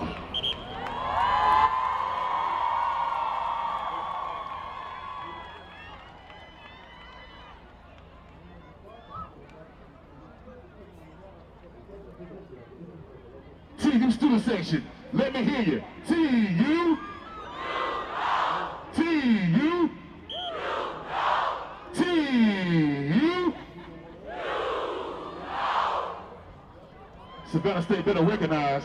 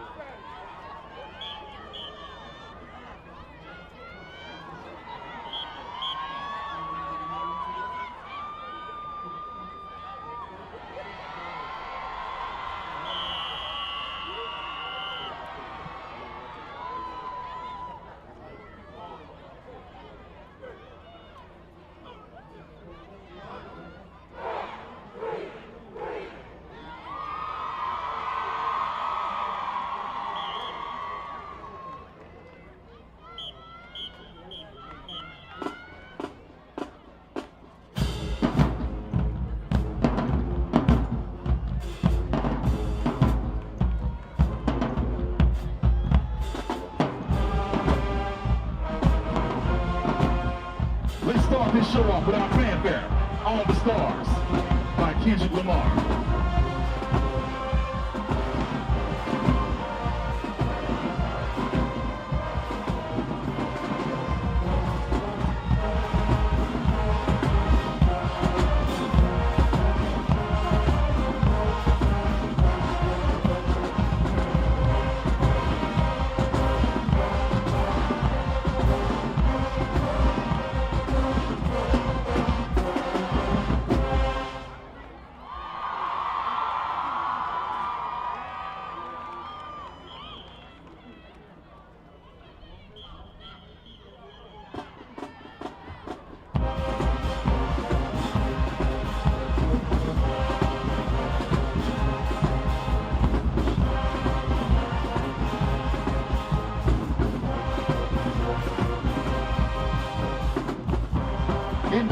David Ruffin, Savannah State. Ain't nobody come to see you, Otis. Listen with your ears and watch with your eyes as MCP drills to take care by Drake Beyond. Hotline Bling by Drake and Find Your Love by Drake.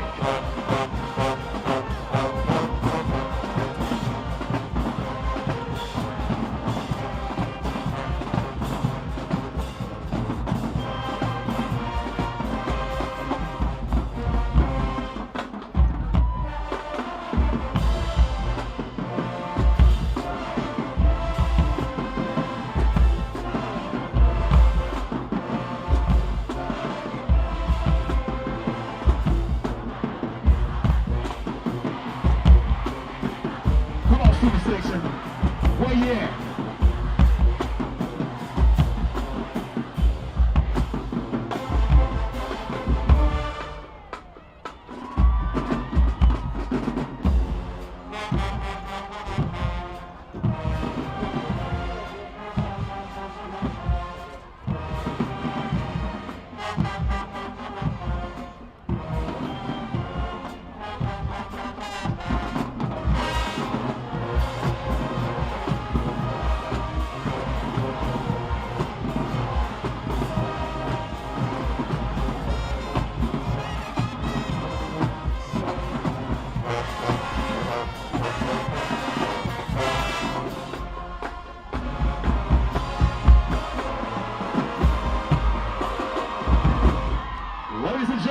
Pay attention to the 50-yard line as our beautiful Piperettes dance to Passion Fruit by Drake.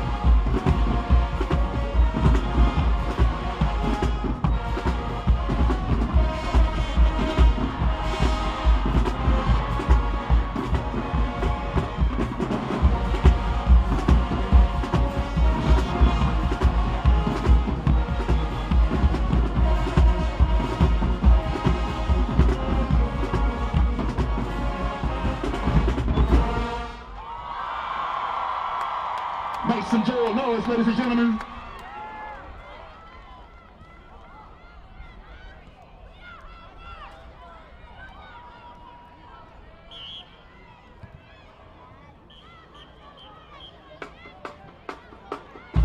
As the band transitions to dance formation, let's get one thing clear to Savannah State.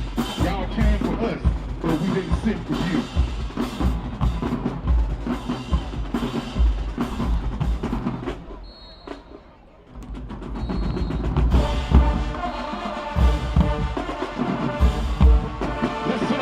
MCP.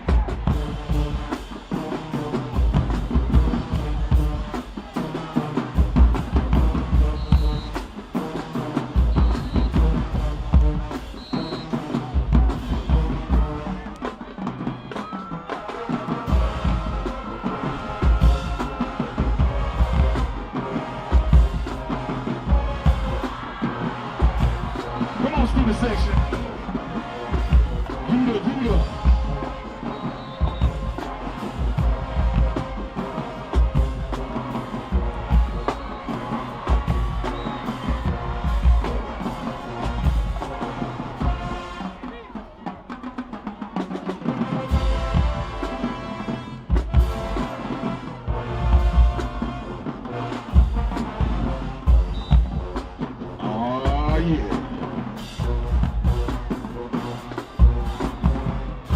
Show them how we do it in Tuskegee.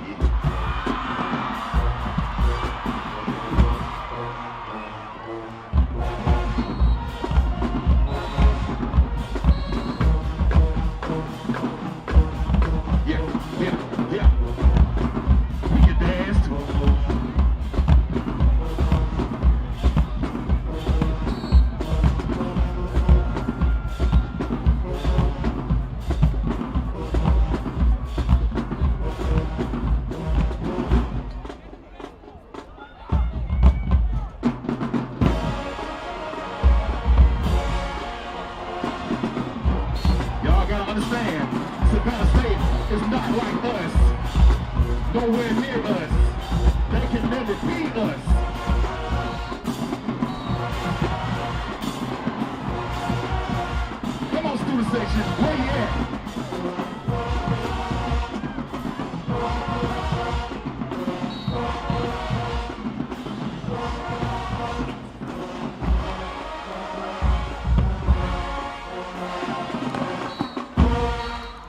Make some noise, ladies and gentlemen, for the Marching Crimson Piper Band. And we're live here at the Cleve Abbott Memorial Alumni Stadium at Tuskegee University. At the halftime, Tuskegee with a 10-6 lead over the Tigers of Savannah State University. So glad you could join us for our coverage. Charles Ward, Mark Laster, and Dylan Matthews down at field level. And Mark, as we reflect on that first half of play, Tuskegee kind of holding true to form as it relates to their offensive put, most of it coming from the air. Charles, a great man, once talked about joy and pain. And he said he liked sunshine and rain. Well, the sunshine so far for Tuskegee has been in the passing game. They've had 214 yards, but the pain has been in the run game. 12 rushes for only 23 yards. So joy and pain would be the theme of the Tuskegee offense in that first half. Yeah, see if they get a little bit more joy as it relates to the running game in the second half, for sure. But contrast that with Savannah State. They're having problems on the ground as well. Savannah State only 14 yards rushing and 120 yards passing. So Tuskegee and Savannah State as well struggling on the ground, but they're using the passing game to get their offense going. Well, you talked about that even in the pregame, that this premiums were going to be placed on points this afternoon. And right now, with a total of 16 headed into the third quarter, looks like it's going to stay that way. Well, speaking of premiums, the time of possession 12:49 exactly for both teams. Dylan Matthews at field level. Obviously, a couple of unfortunate instances with your quarterback situation there. Raekwon and Chris both going down. Either one of them available for the second half. Both of you be ready to play this half, so we just going to play both of them. Coach, last thing before I let you go. Defense has been looking spectacular. We've been talking about it all game. What has impressed you most about them in that first half? I mean, just keeping them out of the end zone. Offense has got to match our defense's intensity. So, I mean, we're going to be all right second half. Coach, good luck. Back to you. Thank you, Coach James. Thank you, Dylan. As we get set for second half action, Tuskegee will be kicking it away, and they'll put that defense out there first. Kick and backpedaling, and they're going to pitch it back. Poole gave it back over to Scott. Scott, left side, up past the 20, up near the 28-yard line, and that's where Savannah will have the first possession of the second half, trailing at 10-6. So the fact that Savannah State cannot run the ball, Charles, I would expect Tuskegee to really continue to deploy their linebackers in very, very creative fashion in this third quarter. Tuskegee, that first half offensively, Bill 8 of 12 passing, 146. Robertson 5 of 9 for 38. And then you just heard Dylan refer to that both of them went down in that first half with an injury. And Tuskegee having Davis out there for a few of the final snaps, but Coach James indicating both will be ready for the second half. Tuskegee penalized for offsides on that last kickoff, so Savannah State gets the benefit of 5 additional yards to start this next drive. And Tuskegee finished that first half with 5 penalties, and they start the second half with their 6th. Here inside of Abbott Memorial Stadium. Yeah, you're listening to watching the game on the Golden Tigers Sports Network, and it's all because TU, we got you. And the Golden Tigers push that out toward the sideline. Maybe a yard pickup on that play, the name you talked about early on we hadn't heard much of, but they just called Kimber's name for that tackle for the Golden Tigers of Tuskegee. Another name I'm going to be keeping an eye on is Khalifa Sane, the offensive lineman, 6'4", 285 for Savannah State, who's just lumbering around from huddle to the line of scrimmage. Patterson now at quarterback. He'll take a correction on that. It's still got him. They got a man down the field and over the shoulder catch there by Brett Carr downfield for the Tigers of Savannah State. That was nicely thrown on that pass by Christian Burks. Burks, the sophomore from Bremen, Georgia, with a nice connection downfield to Carr. Also man downfield for Tuskegee in coverage right at the 20-yard line after that last long pass completion for Savannah State. Tuskegee trying to catch up with that play, but Carr had a step on the defense downfield to make that over-the-shoulder grab. The Tuskegee looks like number 29, Tyler Smith, the defensive back, was a bit shaken as his helmet hit the turf after he went down.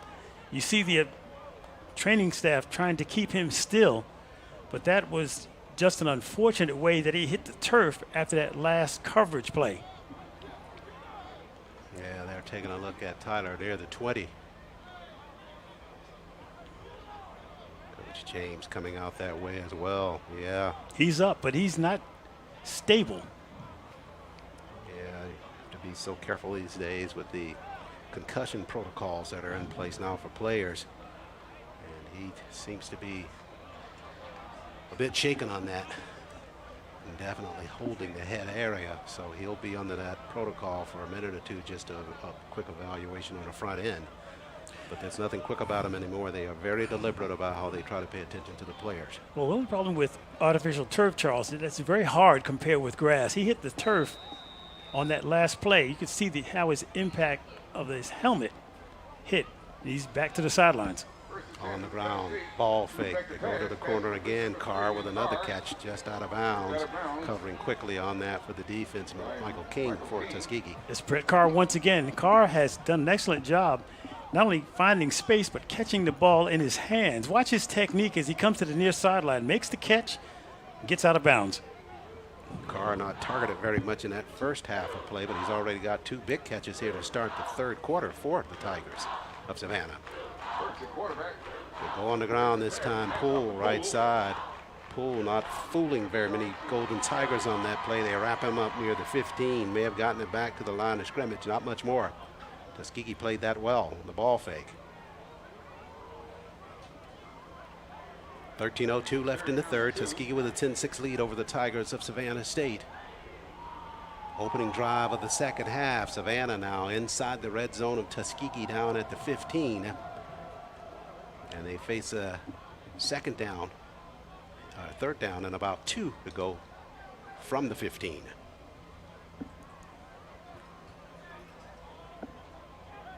Burks. They tighten it up on the left side, bringing 2 blockers that way. They go on the ground that way. Poole didn't like what he saw, tried to turn it back to the inside, and he ran right into that Golden Tiger defensive wall. Poole tried to change direction, planted with both feet, and just skidded right at the 15-yard line. Flags, multiple flags after that last play. Yeah, that one designed to go left of the offensive line for Savannah. And after this play, the flag comes in. Poole lost his helmet. He'll go toward the sideline. As you referenced, he was trying to dance it back to the inside. And they just snatched and almost pulled his helmet off there. I think Malik may have been, that was more on that play for Tuskegee to come and grab that helmet. It's going to be number 12. Called against. Automatic first down. Yeah, they got Reynolds for that in terms of the face mask. But Malik ripped the helmet off of Poole at the end of that play. You see the entire coaching staff for Tuskegee coming out on the field, not happy with their defense, also trying to get a word in with the official at the 25-yard line. Yeah, you see Reynolds there in the background. They got him for the infraction. And Coach James trying to get some additional comments from referee James Brown. And not starting well for Tuskegee on this first possession by Savannah. Big catch by Brent Carr to get them on the Tuskegee end of the football field. Another catch by Carr got him inside that red zone. And now this assessment against Tuskegee pushes the football inside of the 10. Great camera work, guys, on the sideline discussion between Coach James and the official, James Brown, as he's explaining what went on the penalty call. Oh, we got a minute. Let's go down field level to Dylan with an update injury-wise. Charles and Mark, injury update for you on defensive back Tyler Smith. They are checking in for a concussion right now. They took him in the red tent, and we're checking his head and checking his neck. So it does seem like to be concussion-like symptoms for defensive back Tyler Smith. His return is questionable. And as far as the quarterback situation, again, as Tuskegee, the Golden Tigers, are about to get back on offense here, Raquan Beal warming up, jogging back and forth on the Golden Tigers sideline, so it looks like he might be giving it a go here to start the offensive drive for Tuskegee. Burks Charles trying Mark, back to you. Burks trying to give it a go for the Tigers of Savannah State with the flare pass in the corner of the end zone, but pass was caught but out of bounds. So incomplete with 12:15 left here in the third quarter. Burks trying to go to his favorite target, Carr, who's 6'3", 215, an excellent target with good hands. Made the catch, as you mentioned, but just out of bounds by about 2 yards.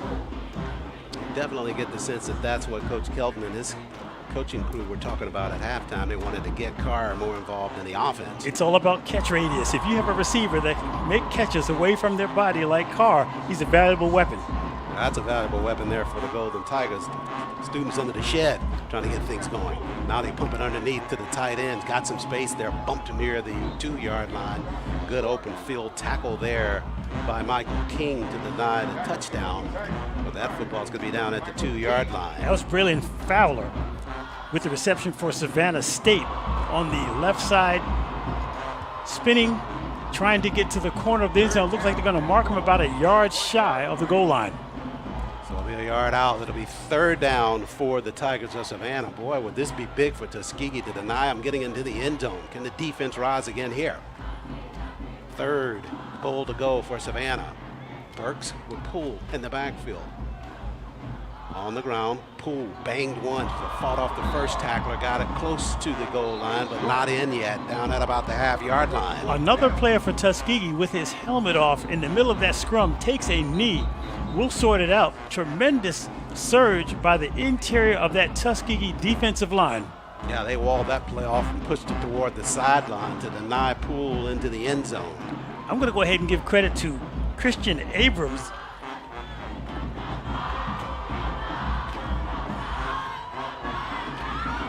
Player for Tuskegee makes it toward the sideline.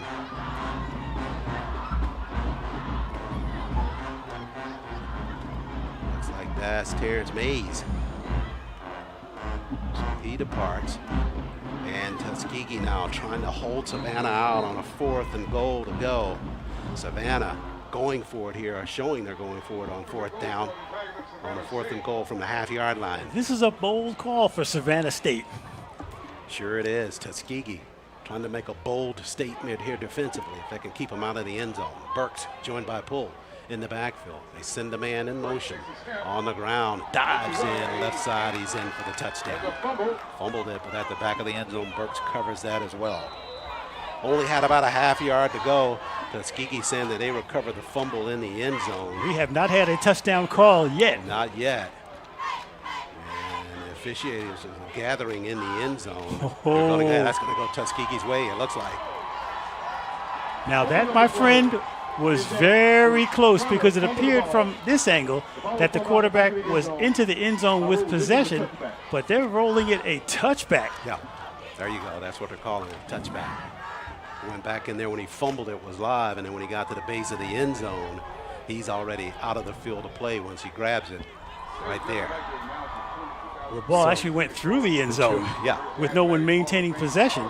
So he's fumbled through the end zone. Tuskegee takes over on the touchback of what appeared to be an apparent touchdown. Tuskegee takes over from their own 20-yard line. Yeah, this game of football is very strange. The Tuskegee benefits from that miscue by the Tigers of Savannah. What's the word? Expect the unexpected. Indeed. We've seen a first down go for a 15-yard loss in the first half. Now we see this football back in the hands of Tuskegee, fumbled through the end zone by Savannah. Bill back in at quarterback. He'll take the snap, puts it on the ground, and by keeping it himself, faked it into the belly of Morris and got it up to the 21. Not much space in there, but Raquan injured in that first half. Back out for Coach James and Tuskegee. Bill in that first half, 8 of 12 passing, 146 yards. Got most of that on that 91-yard pass to Reggie Brigman to set up that Tuskegee touchdown. I would imagine the entire Savannah State coaching staff is still sticking. You can't come any closer to scoring a touchdown, only to lose possession and then have the ball go through the end zone for a touchback. So what could have been a Savannah State lead now is Tuskegee with the football. They'll have it at the 21. Facing a 2nd and 9 after the carry by Bill. On the ground, pitch. Left side, he got a man there trailing. I believe that's Leverett with the football. And he got it up to the 35-yard line. Good job there by Leverett after the pitch from Bill to get the first down. And Charles, the word that comes to mind is demoralizing. You give up the fumble, and now Tuskegee with the ball has momentum, knowing that they really survived what could have been a sure touchdown on their end of the field. Now their offense has some rhythm. They pick up a quick first down. Vibes Restaurant first down run there by Leverett after the option pitch from Bill. Football at the 36-yard line, left hash mark. Tuskegee leads at 10-6, 9:25 left in the third. Bill with the snap on the ground. Get it to Mars. Mars wrapped up behind the line of scrimmage trying to find some space. Now finally pulled down near the 28-yard line. Savannah with the heavy pressure up front. Tuskegee just not able to get that play off and going. Xavier Esquilin for Savannah State has had an excellent game. He wears number 54. He was the first player with pressure. You see Esquilin try to wrap up. He misses the first time, but gets in on the tackle on the second shot. Johnny never quit Morris. They're just trying to find some space, just not able to do it on that run. So the football back at the 29 now.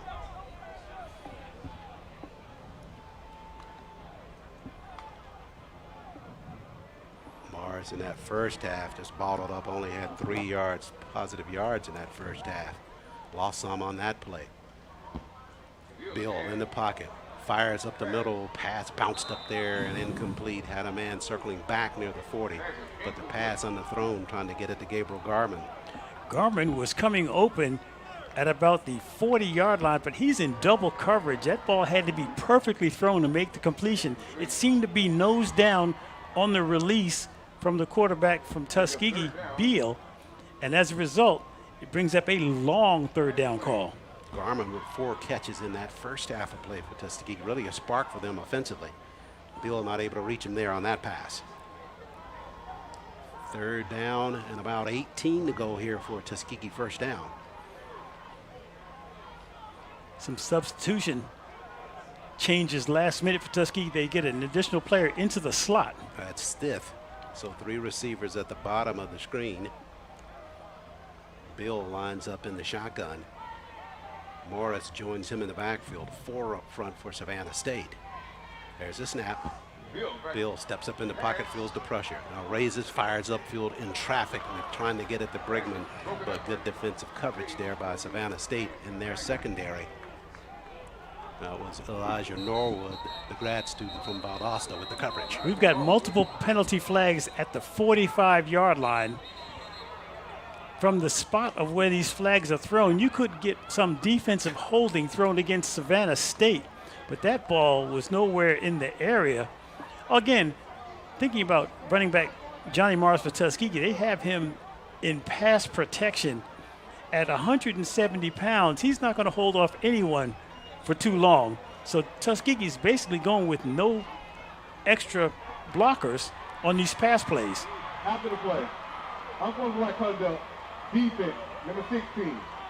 15-yard penalty from the end of the play, automatic first down. Boy, how about that good news for Tuskegee there? That's good news. Savannah State losing a bit of composure with a penalty flag after the play for unsportsmanlike conduct, and Tuskegee now will set up on this next series in, well, close to Savannah State territory. They'll be setting up at their own 44-yard line. And all of this stems from what we talked about on the offensive play for Savannah when they missed on that touchdown opportunity, and everything has just kind of rolled downhill for them since then. Well, they were victimized by penalties last week, and once again tonight, this afternoon, penalties are hurting. They're hurting themselves. Football at the 44, 8:19 left in the third. Tuskegee, the 10-6 lead over the Tigers of Savannah State. Tuskegee scored in the first quarter with 8:40 remaining on a 1-yard run by Johnny Mars. And the Ryans hit on a 21-yard field goal, and then Savannah got their score on a pass to Mitchell to make it, and they missed on the point after. That's the scoring in the football game thus far. Tuskegee, after the assessment against the Tigers from the 44, they keep the football. Nice look at Stitton and Merriweather, the 2 big guys up front for Tuskegee. An option play, short side of the field. And running up near the sideline, this is Spivey on the carry for Tuskegee. a little bit of extracurricular activity after the whistle has blown on the sideline. Savannah State's defense has been feisty all afternoon. Watch this play after it happens. They're on the sideline and just have a little bit of trouble untangling. Gabriel Garman up there in the face of DeAndre Crary for the Tigers of Savannah State. You know when those helmets start bobbing, sure. There are vocabulary words being exchanged. Of the four-letter kind. Screenplay, they set it up the middle there, but that one's busted up. A missed on the tackle, though, and free. Tuskegee got it up past the 40 down to the 39-yard line. They had it read well, got it into the hands of Garman. Garman somehow avoided the tackler who was coming in submarine style and able to keep his footing and go upfield for the Vibes Restaurant first down as we have an injured Tiger down for Savannah State. The player for Savannah State, watch number 9, Keon Bryant, who's still struggling to get up at the 50-yard line. Bryant with that first missed tackle. Tuskegee, on the other hand, picks up another chunk play with Garman breaking open. That redshirt first freshman continues to excel for the Golden Tigers and put his imprint in that receiving core. Big catch there and run after the catch for Garman. Well, Garman's from Jacksonville, Florida, where we will be next weekend.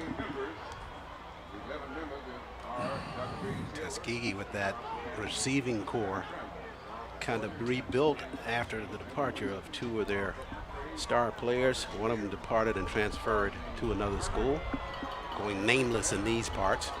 And while the offender runs off the field for Savannah, let's go down to Dillon at sideline.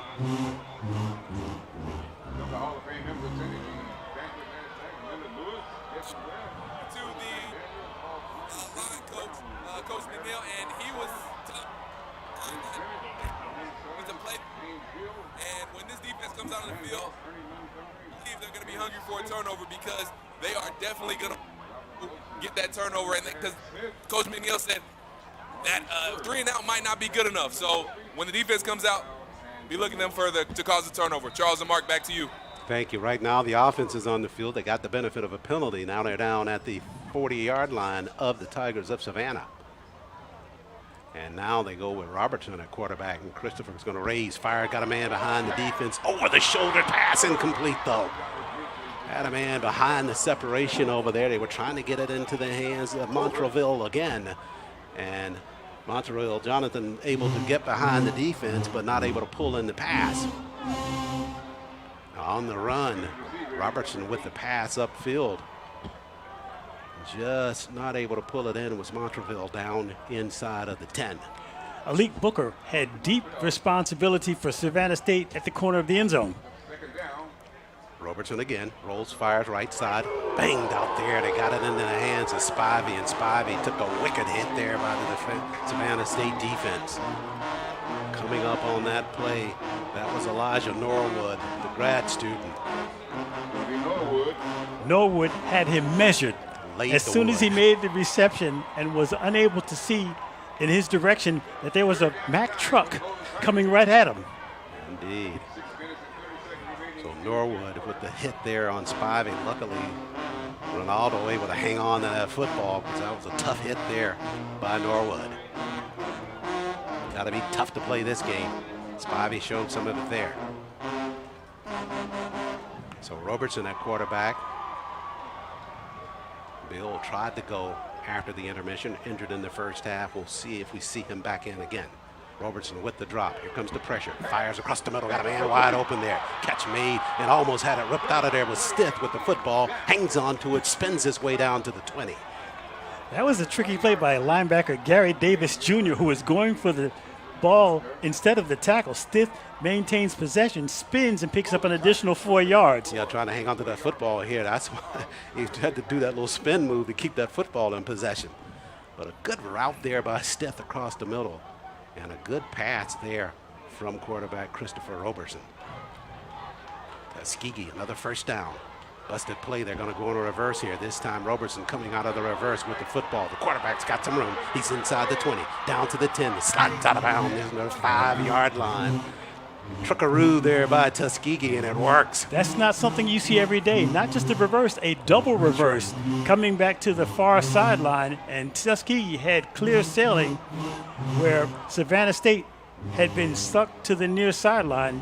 You can see the sizable yardage picked up by Robertson all the way down to the 5-yard line. Going to set you up for this next point after this play, but starting to see Tuskegee spread this field and starting to see them taking advantage of maybe some physicality with this heat.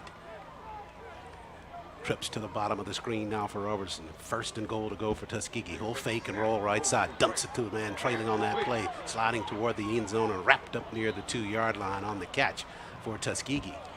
You already know the best way to wear out big offensive linemen, or defensive linemen, I should say, is to use the wide side of the field. Make them big boys run. That completion to Quavon Beckford. Beckford with his first catch of the ball game, a grad student from Miami.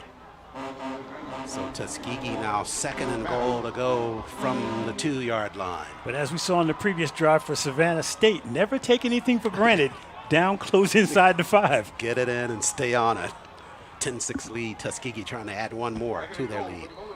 Whistles at the line, but the play got off. They try to get in on sneak keeper left side. Roberson's in. Easy touchdown for Tuskegee. Outstanding ball fake on the inside. And see Rob able to just run it in left side for the touchdown. Like you, I thought I heard whistles as that play was starting. But as it stands, Tuskegee takes care of business and scores a touchdown. Robertson leading the attack there on a ball fake on the inside. Took it in himself left side. Excellent ball fake inside. Clear sailing. Tuskegee 16-6. Now we do hear whistles on this play. Flags come in on the point after attempt. Lark and Ryan set to kick it away, but they'll have to do it 5 yards deeper because the offensive line was offside. So what did I say the final score would be as we were driving down here today? You're just going to keep emphasizing that. Did I say 17-14? That's what you said, yeah. I'm just saying. All right. Well, you might have a future. One of our sponsors is Wind Creek Casino, Montgomery. We might have to take you over there after the game. Ryan's from 5 yards deeper for the point after. Got it. This one's blocked at the line of scrimmage. I take it back. And it's picked up by Savannah State. Ryan's going to make the over-the-shoulder tackle and wrestle him down. And there's a full scrum there at the 7-yard line. A second scrum. Yeah. One on the sideline, one on the field. Yeah, this one on the field is a lot more serious. You had bodies flaying down there, about 4 of them there, and another flag coming in just in front of the Tuskegee bench after the tackle of the return man for Savannah. So just to sort this out, there was a flag thrown on the sideline on the hard tackle, or the response to the hard tackle. Flag thrown back at the 10, and then a third flag came in at about the 35-yard line. We'll sort this one out. There's the previous play for Savannah State. There's the tackle out of bounds. Nothing wrong with that tackle there by Ryans. But it was the response. Sure. That was just at the shoulder pad length and got him out of bounds, but this scrum near the 10-yard line is the one that took place behind the play, and there were just bodies laying on top of bodies. Well, I know when you were back in the day, you heard that song in the disco, Meeting in the Ladies' Room.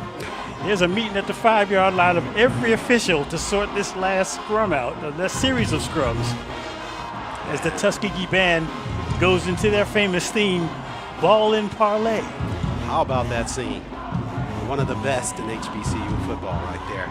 That's taking place under the shed here at Tuskegee University.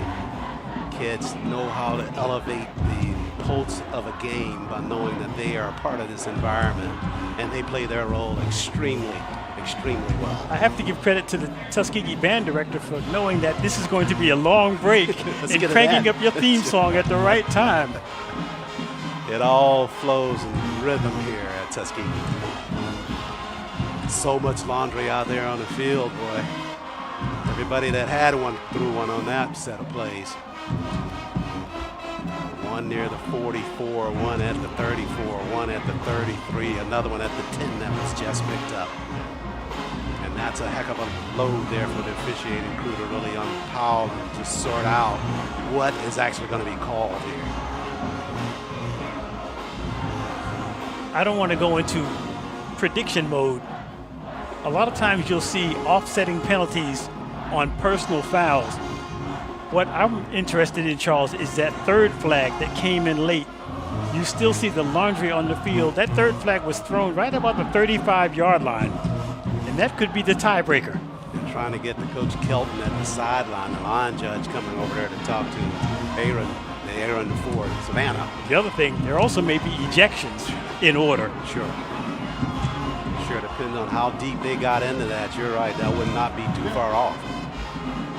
Getting regulated from referee James Brown. That penalty is declined. After the play. It's against Tuskegee. Personal foul. Unnecessary roughness. Defense. Give up 6-5. After the play. Unsportsmanlike conduct. Kicking team. Number 3. Those fouls canceled. That's number 3. First unsportsmanlike of the game. Yeah, there you go. You were spot on it. At the end of the day, they offset and then they called on unsportsmanlike. So that's a good job by that crew. There was a lot going on out there on that football field. Now, I'm no official, but I thought that third one might be the tiebreaker. As it was called on the field, it seems that they will neutralize one another. The only problem I have with the call is the initial one about the face mask. Certainly don't think that was on Ryan's on the tackle of the guy that was pulled out of bounds. That seemed to be right there at the shoulders and no place else. Not unless there was something called when a guy pulled, who pitched it to that return man. It may have been a face mask on that portion of it, but the tackle looked clear by Ryan. Okay, so you don't get the trip to Wind Creek. It's 16-6 right now. It's still early. Lorica now to put it away or kick it away now for Tuskegee. So you're saying port close only counts in dancing and horseshoes? Sir. Not at the money window. And he'll drive that one to the base of the end zone. And Savannah will come out and have the football to start this possession. Tuskegee leads it 16-6 after the touchdown run by C-Rob left side, Christopher Roberson for Tuskegee. Tamarcus Grayson for Tuskegee, another linebacker, was down on coverage. He slipped and is going to the sideline, limping just a bit. Had a little bit of everything in this home opener for the Golden Tigers.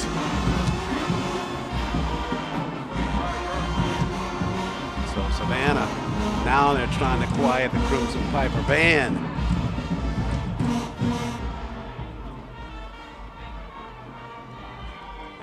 Be Patterson calling the signals. Correction on that. He'll run it up the middle on the carry. That's Burks for Savannah. And Burks got it all the way down inside of the 40-yard line on the Tuskegee end of the floor of the field. Just on the play, we'll check the flag coming out at the 19-yard line, though, Mark. Maybe bringing this one back. We'll see. Burks is able to find a hole right up there in the middle. That flag coming early into that play. And Tuskegee walking back on the other end of the field.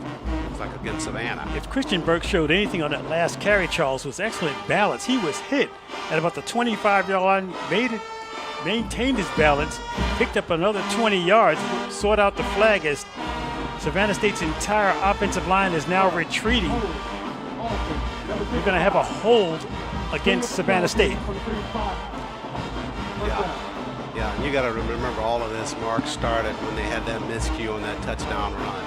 Now they're just really, really hurting themselves now in terms of the amount of penalties that they're accumulating since that sequence where they didn't get the score. 4:01 left in the third. Tuskegee with a 16-6 lead. Reminder, we're in Jacksonville next weekend against the Tigers of Edward Waters and the Golden Tigers Sports Network. Have the coverage for you. Ball game starting at 7 o'clock down in Jacksonville. So now pushed back to the 15, Savannah and Burks in shotgun. They'll keep it on the ground, wrapped up at the line of scrimmage. Tuskegee just gang tackling there. One guy just jumping over the top of the pile for Tuskegee. That was not gang, that was dog pile tackling. Savannah State was trying to get a block from Colleen Murphy as he's pulling from left to right. Murphy's not able to clean out anything, and Tuskegee just gangs up, makes the stop for no gain. Animated Kawan Kimber just jumped on the top of the pile at the end, but I'm getting in this too, right? We used to play Johnny on the Pony. That used to be a game in the streets. Boy. Long time ago, huh? Burks raises, fires upfield, got a man there. Did he tiptoe with a catch? I think they're going to give it to him, yeah. Way upfield near the 47-yard line. Good catch downfield for the Tigers of Savannah State. Now it looks like Colbert, Nikki Colbert. Watch Colbert's hands. Tremendous catch. Keeps the foot in bounds as he's going out of bounds. And how about the pass by Burks? Burks passes on the money, but there's the catch at the point of attack. Nicely done there by Colbert. As they say, he high pointed the ball. Caught it right up at the apex, no question about it. Still found that sideline and got the feet down. Got one of them down at least. Second down play, though, that goes for about a yard for that first down play goes for about a yard. So it's 2nd and 9 now for Savannah. And we're at the 2:10 mark now, left in the third. Savannah with the trailing Tuskegee. Tuskegee with the 16-6 lead. Live from Cleve Abbott Memorial Alumni Stadium at Tuskegee University. Burks with the snap. Pressure by Tuskegee. He'll step up. Here comes a flag. Tuskegee got the sack on him. Pocket collapse. Let's check the flag. Let's go ahead and call it a hold. Tuskegee pushing the gaps there, and we heard Coach Ken Watson, the defensive coordinator, talking about it in the Aaron James show on Monday about he likes to play an aggressive style defense. We saw it on that play. The lineman up front for Tuskegee just really trying to close the gaps and just collapsing that pocket around Burks.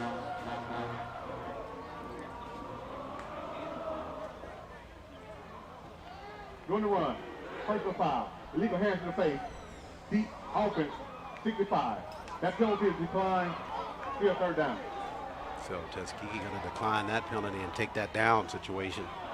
And it's still a 3rd and long for Savannah. So great call there to make that choice of not giving him another down. So the defense now. We got a movement up front. Tuskegee not able to get back. Line judge finally throwing in that flag. Tuskegee got into that zone before the play. Offside. Coming off the end that time. Number 31, unabated to the quarterback. Anthony Scott, redshirt senior. So that'll give Savannah 5 of those yards back. It'll be 3rd down. And closer to 10 now for them for the first down. And we've seen them hit on some big plays in the 3rd down situation. They've gone downfield to Brent Carr for that one. And now he's lined up down at the bottom of the screen, joined by Randy Scott.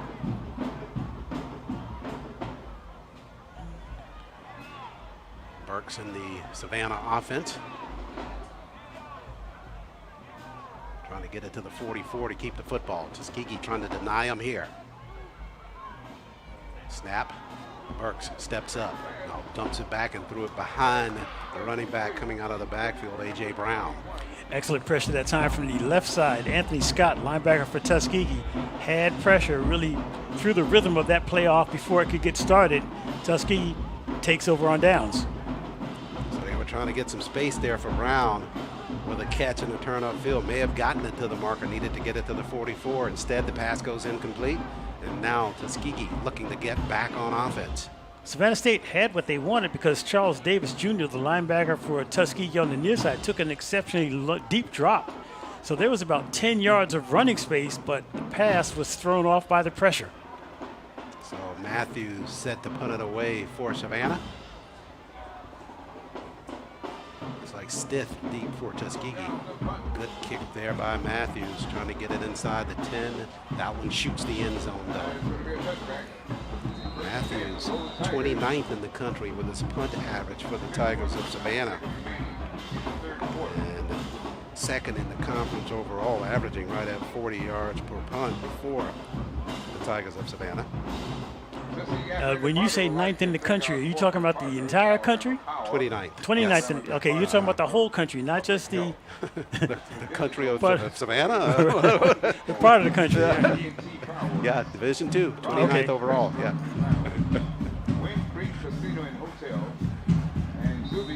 51 seconds left here in this third quarter of play.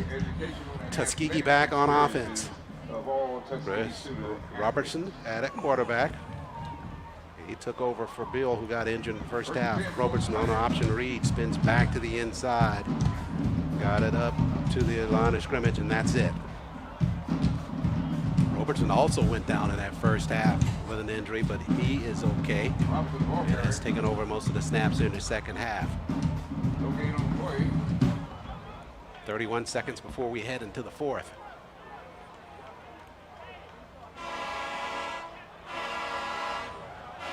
Slot at the bottom of the screen for Robertson. Now there go three receivers that way. Pumps once. Robertson going up top, trying to get it down for a catch almost made by Brigman, trying to take it away from the defender down the field over Norwood for Savannah. Tussled for that one. Brigman had a shot at that ball that was slightly thrown over his head. Watch him turn back and try to slow down, come back for it, but the ball is just a bit high. Yeah, with that contact with Norwood, Brigman just not able to hang on to it. Not quite back shoulder, not quite deep throw. It's kind of in between. Sure. Yeah, Norwood with that final last gasp at that football was able to knock it free. So third down for Tuskegee. 12 seconds left in the third. Robertson steps up in the pocket, feels the pressure. He'll push it out left side. Now headed toward the sideline. Good stutter step there by Robertson. He got it up there. Looks like he ran out beyond the sticks for the Vibes Restaurant. First down for Tuskegee. And that run by Robertson brings us to the end of the third quarter. Great note for Tuskegee to end it on. They lead it 16-6 over the Tigers of Savannah State.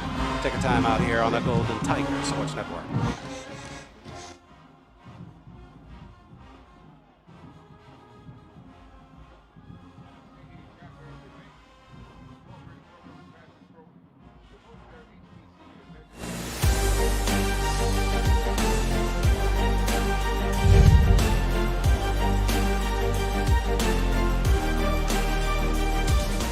Broadcast coverage of Tuskegee Athletics on the Golden Tiger Sports Network is brought to you by Alabama Department of Public Health. Healthy people, healthy communities, healthy Alabama. Booster Digital Displays, dedicated to providing high-quality, affordable LED displays with exceptional service. TNT Fireworks, celebrating more than 100 years of America's #1 best-selling brand of fireworks. Alabama Power, developed for the service of Alabama. Wind Creek Casino, Montgomery. Elevate your game to fabulous. The Home Depot, more saving, more doing. Coca-Cola, real magic. Zuby's Taco Kitchen, Yellowwood. And by Vibes Restaurant, we're all about good vibes.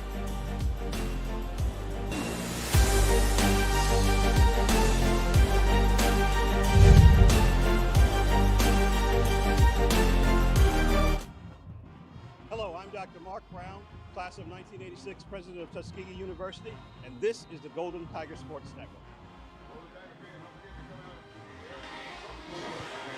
Back live here at Cleve Abbott Memorial Alumni Stadium. Thanks to Dr. Mark Brown for cutting that GTSN promo for us. And Tuskegee leads it 16-6 as we head into the fourth quarter. Robertson gonna roll it right side now, leaves it in the belly of the running back. Morris trying to spin his way past the line of scrimmage. Got maybe 3 on that play. That little delayed handoff by Tuskegee. Haven't seen it much here in this ballgame. We saw it early in the season. The first ballgame of the year, they relied on it pretty heavily. Tuskegee's had some success, Charles, with some improvised running plays. Not much inside, but if they can get misdirection from this Savannah State front, get them going one way, and either Robertson coming back the other way, you want to run clock, maintain possession, pick up a couple of first downs. Got 2 on that play. 2nd down and 8 now for Tuskegee. From their own 34-yard line. Stith pushed out in motion right side. Snap. Robertson rolls on a throwback. Whistles at the line of scrimmage. Flag far side of the field. Maybe Stith. Maybe in motion there or something that got past the line of scrimmage as he was pushed out that way. Also looked like they were trying to get a screen to Brickman on the near sideline. Brickman was wide open at about the 33-yard line. Got the call from referee James Brown, but no movement of the football anywhere. Referee Brown needs to get this game on the good foot. I was waiting on you. Finally got it in, huh? I guess he says he's about ready to do his thing now, right? Then we can all get on up. What'd you say, Maceo? James Brown references continuing up here in the booth. 2nd down, 8 now for Tuskegee. Robertson on a throwback, that same play they had called on the previous to go back to the other side of the field. And doesn't work very well. They got the catch, but right there at the line of scrimmage. It seems to me that Tuskegee's trying to run some variation of a screen play and just a bit off on the timing of getting their linemen to the perimeter in sync with the running back. Yeah, that one just, the design play, but it just went flat after the catch. It's a good idea. Sure. The execution is just out of sync. So that'll make it 3rd down now, just underway here in the 4th quarter. Charles Ford, Mark Lasser, Dylan Matthews down at field level. Director Lisa Burnett, producer Marcus Burnett, and Malachi Ards, along with a great camera crew. Robertson in the pocket, shoots it upfield, trying to separate from the coverage downfield. Garmin not able to run that one down, though. That one goes incomplete. And Garmin's working against 3 Savannah State defenders. Had about 2 yards separation, so I give him credit for having enough speed, but that's a throw into triple coverage. Yeah, he had the breakaway right there at the end. You're right. Just overshot on the pass by Robertson. So Tuskegee to punt it. Ryan's set to do that.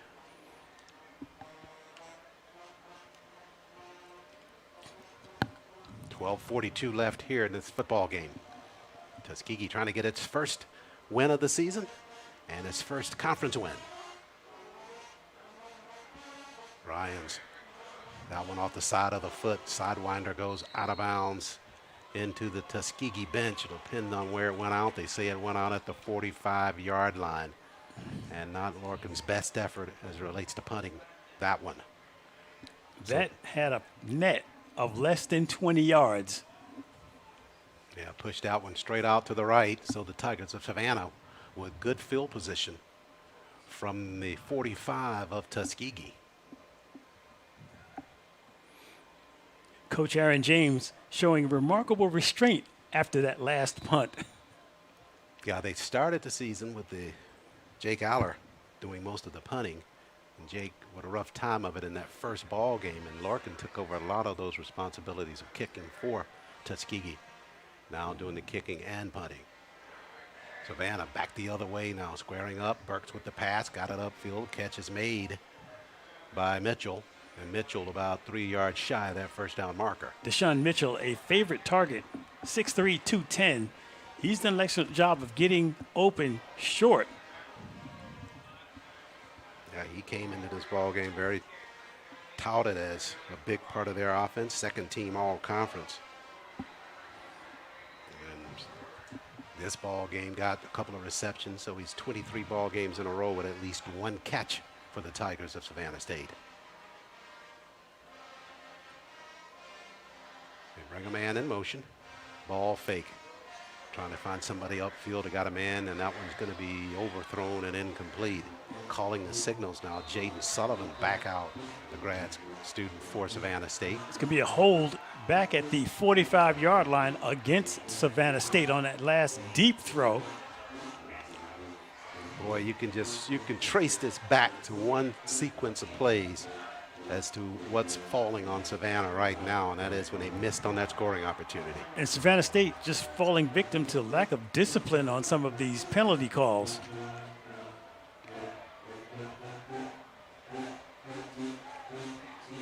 So they'll move keeping the football at the 40-yard line. Did they pick up the flag? I guess so. No call there by James Brown.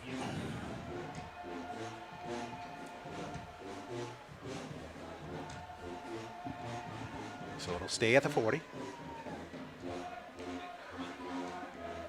Third down play here for the Tigers of Savannah.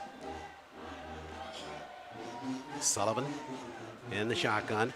He'll take a snap.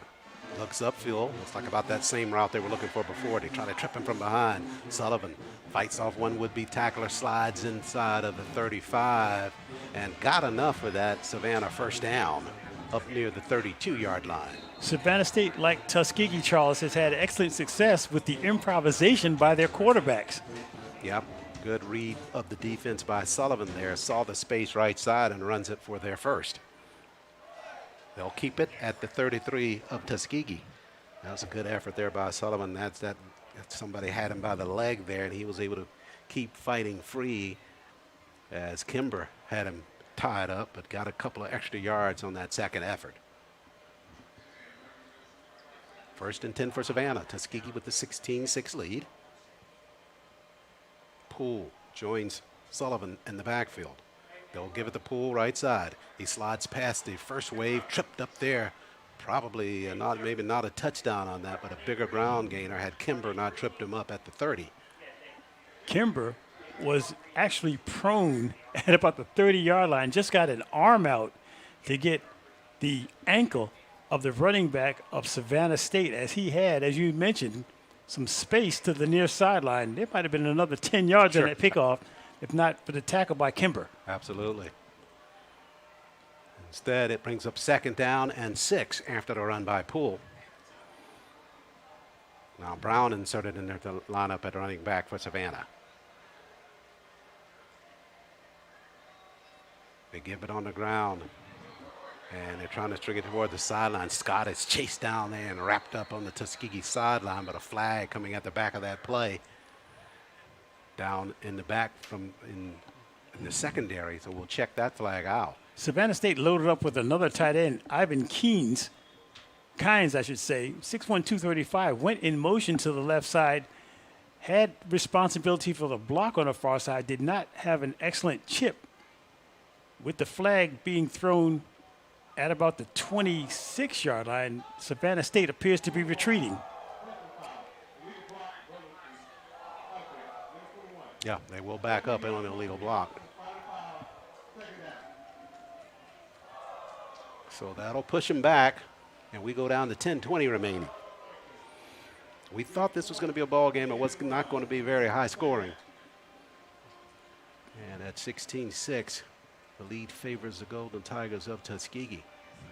And Tuskegee, we talked about it in the pregame. This was kind of win it by any means necessary. And so far, they put up enough points, and the defense has been really strong for the Golden Tigers throughout.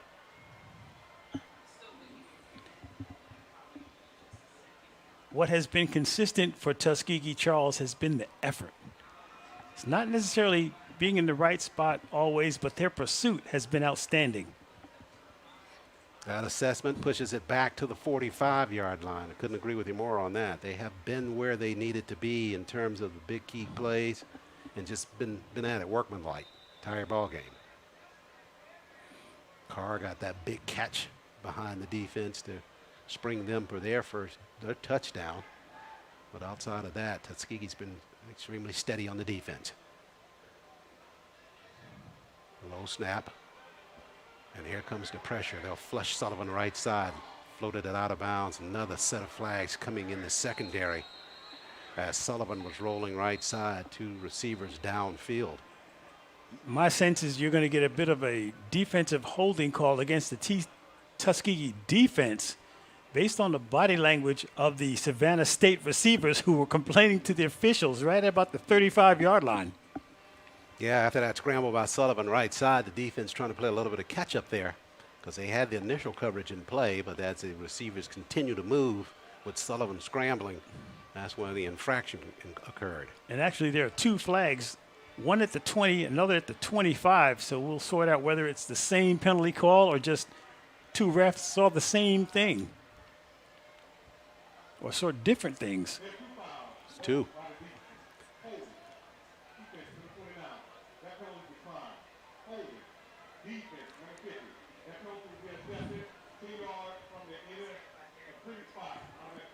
Oh, boy. We had holding in duplicate. Sure. Take your pick. Yeah. Either way, Savannah State now has a new set of downs. That's what's happening. There's been a little give and take here as it relates to the penalties. They lost a few on their hold, and now they'll pick it right back up on Tuskegee's.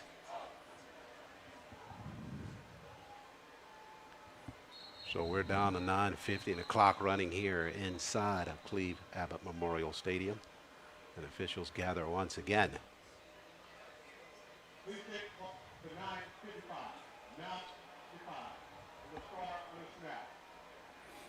Just made the correction about which number for the stats in terms of the assessment.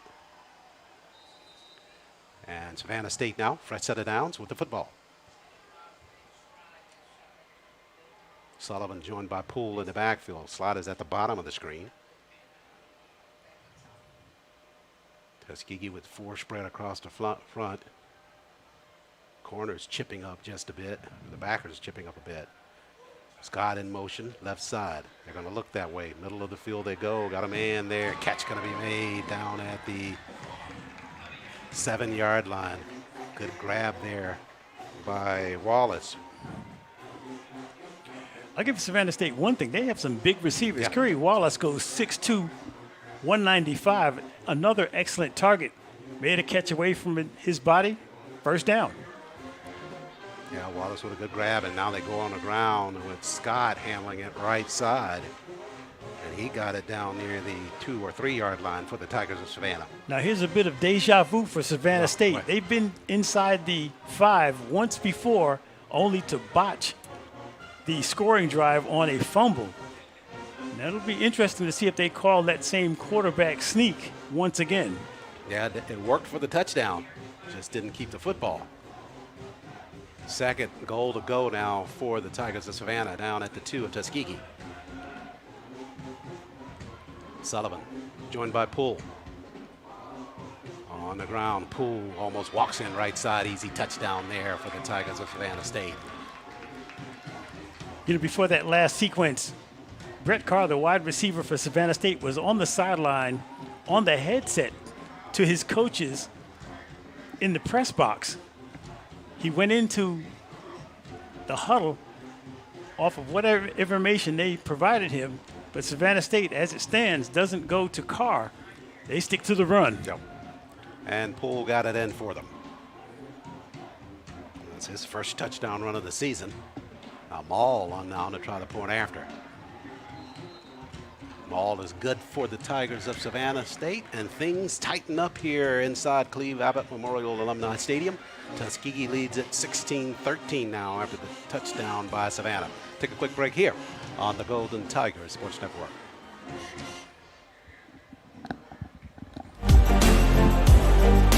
Hey, are you fixing the power? Yep, I'm gonna get the lights back on. Yeah, my power went out and I have to start level 14 all over again in our game. Yeah, why didn't mine go out? Well, we have this technology that can stop an outage in its tracks. Why? So less people will be affected during the outage. Why? So you can make the level 15? Come on, Brian. Let's go to your house and keep playing. Good luck, guys. I am Deborah Rogers, Deputy Chief Athletic Director, and this is the Golden Tiger Sports Network.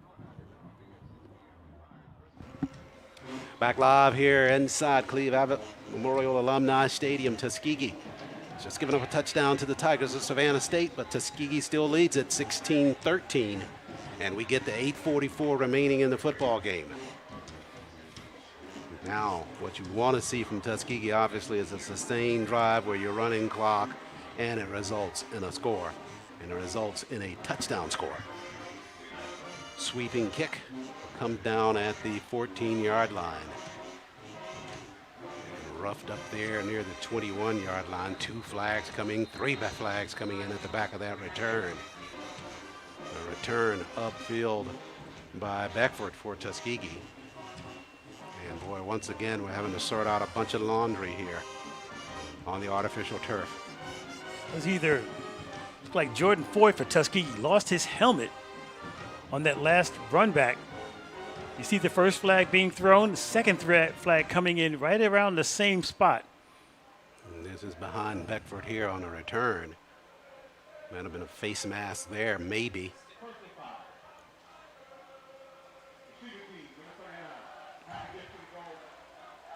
Oh boy, no, that's all against Tuskegee there. That'll back them up.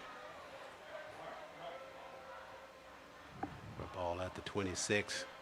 They're going to put them now near the 13, or that's where they're going to mark it at the 26 after the. I haven't stepped it off yet, have they? Getting ready to now. There you go. Yeah. If coaches like Aaron James stress anything at this end of the field with this much time, 2 words: ball security. Sure. They want to make certain of handoffs and not take any risk in the passing game. Tuskegee has thrown into double and triple coverage and got away with a few this afternoon. Yeah, definitely going to have to be careful because you're talking about ball security. That's absolutely true, but Tuskegee's got to make a push here. They only lead it by 3. You give that football back to Savannah with more time than you can imagine. They could do some damage as well. That's a nice-looking banner. Yeah, that's because we got you, TU. It's Golden Tiger Sports Network. Glad you could join us for our coverage, continuing coverage of Tuskegee football. And right now, Tuskegee will start this drive from their own 13-yard line, leading by 3. Such a beautiful facility here on the campus. The addition of the turf, and soon to have lighting here inside the stadium. It'll be the first time, whenever that first game is played under the lights, that Tuskegee will have ever done that. Outside of maybe some car lights in the early 1900s. But that's a good welcome addition here at Tuskegee. Morris going to throw it up the field. Boy, just when you said ball control, how about that play called by Tuskegee? They did it on a sweep pitch to Morris and got near the sideline and just threw it back to the middle of the football field. You know, I don't have any problem with the option play call to the running back. But if you're rolling to the right side and trying to throw back to the center of the field, there are not quarterbacks that have major league arms that can make that throw, let alone a running back. You can see the throw. Fortunate. It was tipped actually by a Savannah State defender, but that is danger. Boy, that's with a capital with flashing red lights. Right. The suspicion probably was that the thing was going to be absolutely wide open because they sold the run so much, but not so much in terms of the sell. And turned out to be a real dangerous pass. Tuskegee able to keep the football, though. Second down effort here. He'll keep it on the ground, and nothing doing there on the inside. And this is the very thing that we're talking about. Tuskegee, on the first play, a little bit of a gamble there on that pass, and now they go conservative on this second play. They're in jeopardy here of a quick 3 and out and getting this football back over to Savannah, leading only by 3. Savannah State anchored by Akeem White, defensive lineman, right in the middle of the field. Akeem wears number 60. He's been in a lot of plays right over center. Third down play coming here for Tuskegee. They need to keep this football if they can. Got to get it up to the 23 after the initial assessment pushed them back 10 to keep the football. Robertson, stiff, thought motion, slides back to the left. Here comes the pressure, fires across the middle, and that one almost thrown into the hands of a defender, which would have been an easy interception, perhaps an easy 6. Threw it right to Zaire Anderson. Correction on that, that was Darian Ball, the linebacker there in that coverage.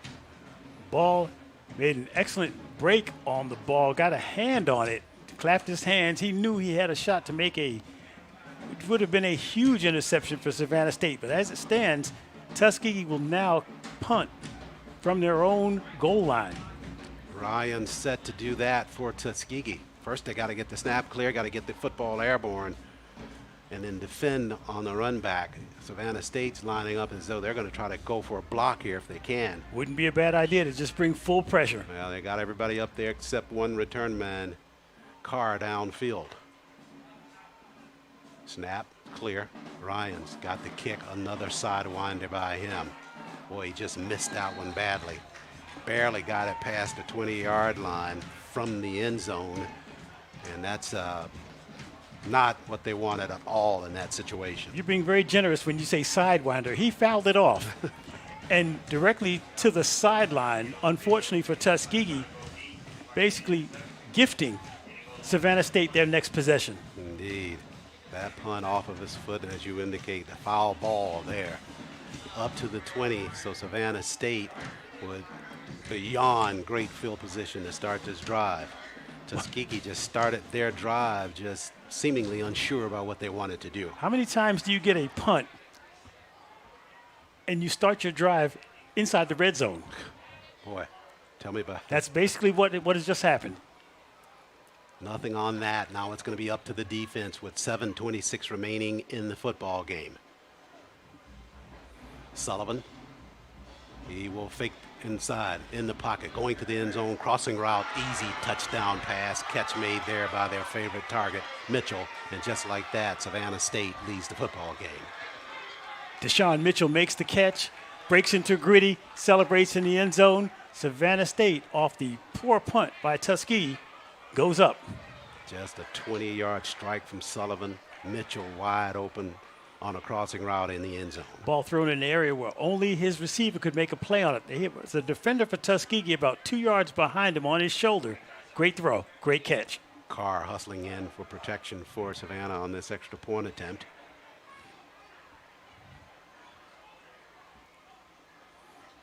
As Maul gets set to try to convert on that. Savannah with a 19-16 lead, trying to take it to 20 on the point after. Matthews to hold. Snaps clean, kick by Maul, drove it through for Savannah. And they lead it now 20-16 over the Golden Tigers of Tuskegee. 7:18 remains. Another timeout here on the Golden Tigers Sports Network.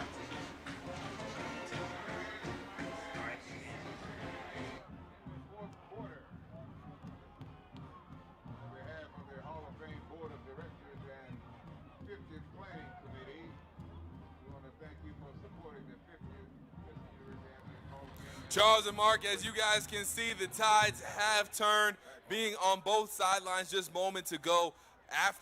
Before that last touchdown drive by the Savannah State Tigers, I heard the benches talking and the offensive players talking and said, that's it, that's the drive we need. Specifically, the quarterback for Savannah State, he said, that's it, that's the drive we needed. And then you see they come down and score. So it seems like Savannah State has got something going offensively, and it showed there on that last offensive possession where they got the touchdown on the first play after the shake punt. Now on the other side, on Tuskegee's side, the Golden Tigers, after being calm after giving up the first touchdown, that latest touchdown they've given up has gotten the Golden Tigers a little bit flustered.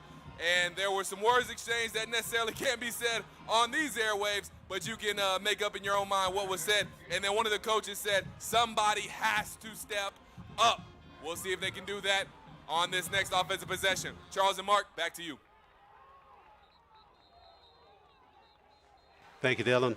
Tuskegee on the return. It was Spivey on the return for the Golden Tigers. And Ronaldo got it up near the 27-yard line is where they'll start this drive. But Mark, the complexion of this football game has quickly flipped. And now Tuskegee playing from behind, trailing it 20-16. Well, not only are they playing from behind, they're playing from behind deep in their own territory. So they're starting this drive right about the 27-yard line. They must pick up a first down. Absolutely the plan that we thought we'd see on that previous possession, but they went a quick 3 and out. And then Savannah able to really capitalize on that poor point, punt for the touchdown. So Chris Roberson now a quarterback being put on his shoulders. On the inside, gave it on the inside, spinning ahead, Leverett with the football, and Leverett works it past the 35, up near the 37. Exactly what Tuskegee needed. First down run, spinning tough run inside. First down. Desmond Leverett with the first down. The Vibes restaurant first down for Tuskegee. 6:50 now. The level of urgency for Tuskegee amped up a bit here. Stith, motion right side. They'll go again. Looking for the sideline. Leverett. Hard push out of bounds near the 45-yard line. Another good run by Leverett out of that running back spot. Got about 7 or 8 on that carry. Picking up chunks more than 5 yards of first down is exactly what Tuskegee wants. Bringing up these second and short calls. The spot a little bit further back than I would have expected. This is a 2nd and 5, which to your call would have marked it close to a 2nd and 8, but it appears that he ambled out of bounds a little earlier than it looked from the booth. Nice call on that because we both saw it as he had picked up about 8. But Tuskegee will take it 2nd down and 5 from the 45. We're at 6:02 left. Slots either side for Roberson. Now he brings Beckford in motion, right top ball fake by Chris, trying to motion Garmin upfield, Garmin at the sideline, and the pass goes incomplete. Garmin had broken off his route as he saw Roberson scrambling to the left. He thought Roberson was going to run it. Instead, Chris was trying to tuck it to him on the sideline. He's not able to get the pass completed. Coming up, this is a critical 3rd down call and short for Tuskegee to maintain possession and try to keep this drive alive. 5:49 and the clock running. All right, stopped momentarily. On the ground, Leverett wrapped up at the line of scrimmage this time. Savannah ready for that run on the right side of the Tuskegee offensive line. And they stop Leverett right there at the line of scrimmage. The name we've called before, John Wesley Bentley, the defensive lineman for Savannah State, was right in the middle of that pack. He's only 235, but he does an excellent job of just getting to the middle of the field, making contact, and 4th down coming up for Tuskegee, apparently going into punt formation, which has not been friendly to them. Larkin Ryans on the punt of the way. The last 2 have just been disaster for Ryans and Tuskegee. Got to get a good one off here with 5:07 and clock running, and Tuskegee trailing it now 20-16. Savannah preparing for a run back now. Now they're going to go direct snap with the football straight ahead. That's enough for Tuskegee first down. Boy, dangerous play. They had to run it, and they did it. And they got Cedric Payman, reserve linebacker, direct snap to him, and Payman runs it for the Tuskegee first. Given the lack of success on the last 2 punts, my spider sense started tingling a bit, looking for something tricky from Tuskegee, and they provide it. Pick up the first down and keep the drive going with 4:28 and counting to go in this ball game. I'd resigned myself to the fact that they were going to try to put it on the defense to come up with some kind of stop early on for Savannah, but the fake punt results in the first for Tuskegee. 49-yard line of the Tigers. Roberson got it out in the flats. Catch made there by Beckford. Spins at the sideline. Nicely done. And that's close to another first down. It is for the Golden Tigers. Another Vibes restaurant first. Injured Tiger down near the midfield. William Jones, the defensive lineman, down at midfield. Training staff is already out, but you can see that Tuskegee, after picking up a few first downs, their tempo is also picked up. Yeah, that sense of urgency is absolutely there for Tuskegee, not having played behind an entire football game. That score by Savannah seems to have lit a fire under them now. They've moved the football with relative ease on these first 2 possessions of this possession here with first down pickups. Tuskegee also understands that a field goal just won't get it. Sure. They've got to score 6 and tack on the extra point. And we know that Savannah missed one early in this ball game, so that could very well wind up being a difference maker. But Tuskegee got to put this thing on their own shoulders offensively and get that football into the end zone. It's good to see William Jones for Savannah State coming to the sideline, but he is still limping as he approaches the tent. Another player to watch for Savannah State, we haven't called his name recently, big number 0, defensive lineman Nathaniel Chisholm, 6'1", 300. He's the anchor right in the middle of the field wearing 0. So Tuskegee After back-to-back first downs, football at the 31-yard line of the Tigers of Savannah State. Tuskegee trailing 2016. C-Rob at quarterback. Slots tight on either side. Now Beckford in motion right side. They'll leave it inside. Morris with the football. Spins it inside the 30, down near the 29-yard line. Nothing there as Chisholm in on the tackle inside. 3:35 and the clock running. Second down coming here for Tuskegee. Second down. Tuskegee's familiar with getting plays from the sidelines. With the clock running, the sense of urgency increases to not only get the calls, but get them in faster. Roberson still peering toward the sideline. We're approaching 3:10 left in the football game. Yeah, burning a lot of time getting the play set. All right, 3 minutes left. Now they get a high snap. Roberson trying to fall on it. Finally got on it near the 42. He was double lucky. Whammy. Well, lucky for Roberson, coming off the high snap, he dribbled it once, missed on the dribble, and then caught it.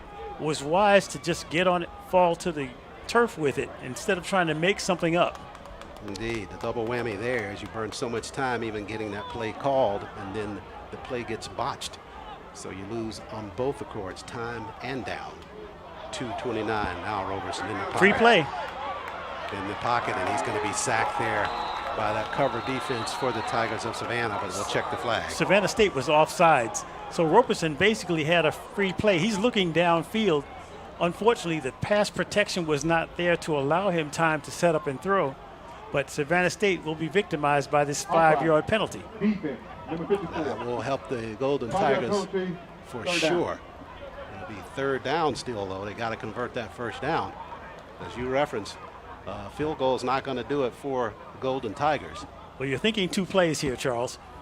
Pick up. You're not trying to get all of it in one chunk. You're trying to design two plays to pick up this first. 2:15 left in the football game. Morris joins Roberson in the backfield, and whistles. Looks like Tuskegee going to take a timeout here. No, Savannah State's going to take it. Savannah State. They know how big it is for them defensively. If they can make a couple stops here, they can walk away with the win here inside Cleve Abbott Memorial Stadium. And Tuskegee got it all hanging out here on the offense now. Tuskegee's had some success on the play action calls, but you've got to think play action leading to a pass and not simple ball fake to another running play. The idea for Tuskegee, if they could get it in, to get it in with limited time left on the clock for Savannah to mount a strong drive, but you got to go first things first. First things first. You took the words right out of my mouth. You're not thinking strategy. Sure. You're thinking, let's see if we can get the ball in the end zone, and we'll take our chances with our defense. Time, whatever's left. It is what it is. Let's score. 2:08 remaining in this football game. It's the home opener for the Golden Tigers of Tuskegee. Led for most of this football game until the fourth quarter when Savannah claimed the lead, now at 2016. Now Tuskegee playing from behind. The offense out there from the 36-yard line. A player that Tuskegee has to manage is big number 54, Xavier Esquilin. He's a versatile defensive lineman that they deploy almost like a linebacker. He's lined up on the left side in an upright position. Third down for Tuskegee, about 3rd and 6. Snap. Roberson tries to step up, tried to step back out. Now he's flushed right side, trying to get a receiver to come back to him. He'll tuck and run now. Roberson at the corner. I think he got the sticks for Tuskegee. Got it back. Looks like he may have gotten it to that initial line of scrimmage mark. He needed to get it down near the 21-yard line instead for the first down. Based on the spot, Charles, he's going to be about 3 yards shy of the first down. Got him down there to the 21, so it looks like he got it back to the initial line. Remember, they got that sack on him, so that pushed him back. So now it's going to be, like you referenced, 4th down, but it's going to be 4th and almost a 9-yard situation for Tuskegee. And that comes with less than 2 minutes remaining now. Tuskegee's got to get it down to the 21. That sack loomed large when they got him back and pushed him way behind the initial line of scrimmage.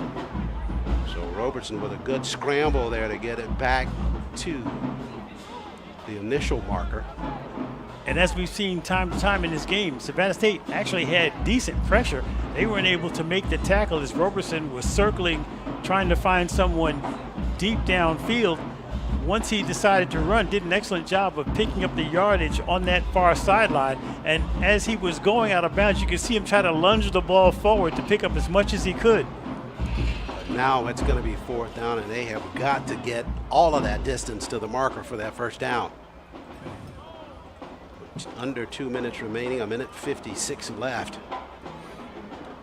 Tuskegee's got to find that one play that will work in this situation to get him 10. They make it back out onto the football field first. Tuskegee's offense on the field, Savannah State very late coming back to line up. 4th down. Football game literally hinging on this play for Tuskegee. If they can keep the football or score. 4th and 9.5 to go for Tuskegee.